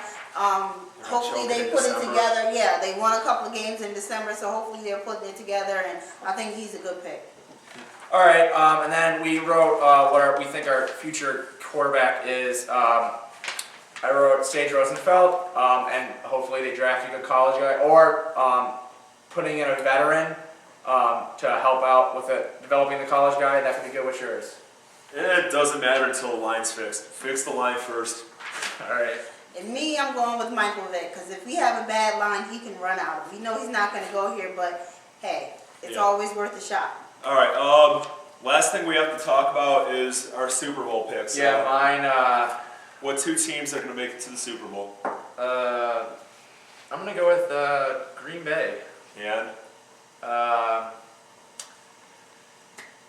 That's come on, pick an AFC. Cincinnati. All right. Wow. Yeah, really. I'm going with Minnesota and Indianapolis. Mine's not deviating too Oh no, far. yeah, all right. I'd rather Hang on. No retraction there. They Here pushed it's me. I'm going to Screw say that. Indy and No, New Orleans. Indy and the Green Bay. All right. Not the Again, Green I said Bay. Indy and New Orleans. Indy and Green Bay. That's mine. I thought too fast. Yeah. First one counts. Indy and New Orleans for me, and next time we're going to see you guys is for the Super Bowl. We're going to do a show for that. And then hopefully draft right after that, of course. But pleasure doing the show for you guys this season, and hopefully a good job next year. Yep. See you next year. Yep. Thanks for watching. Have a happy New Year.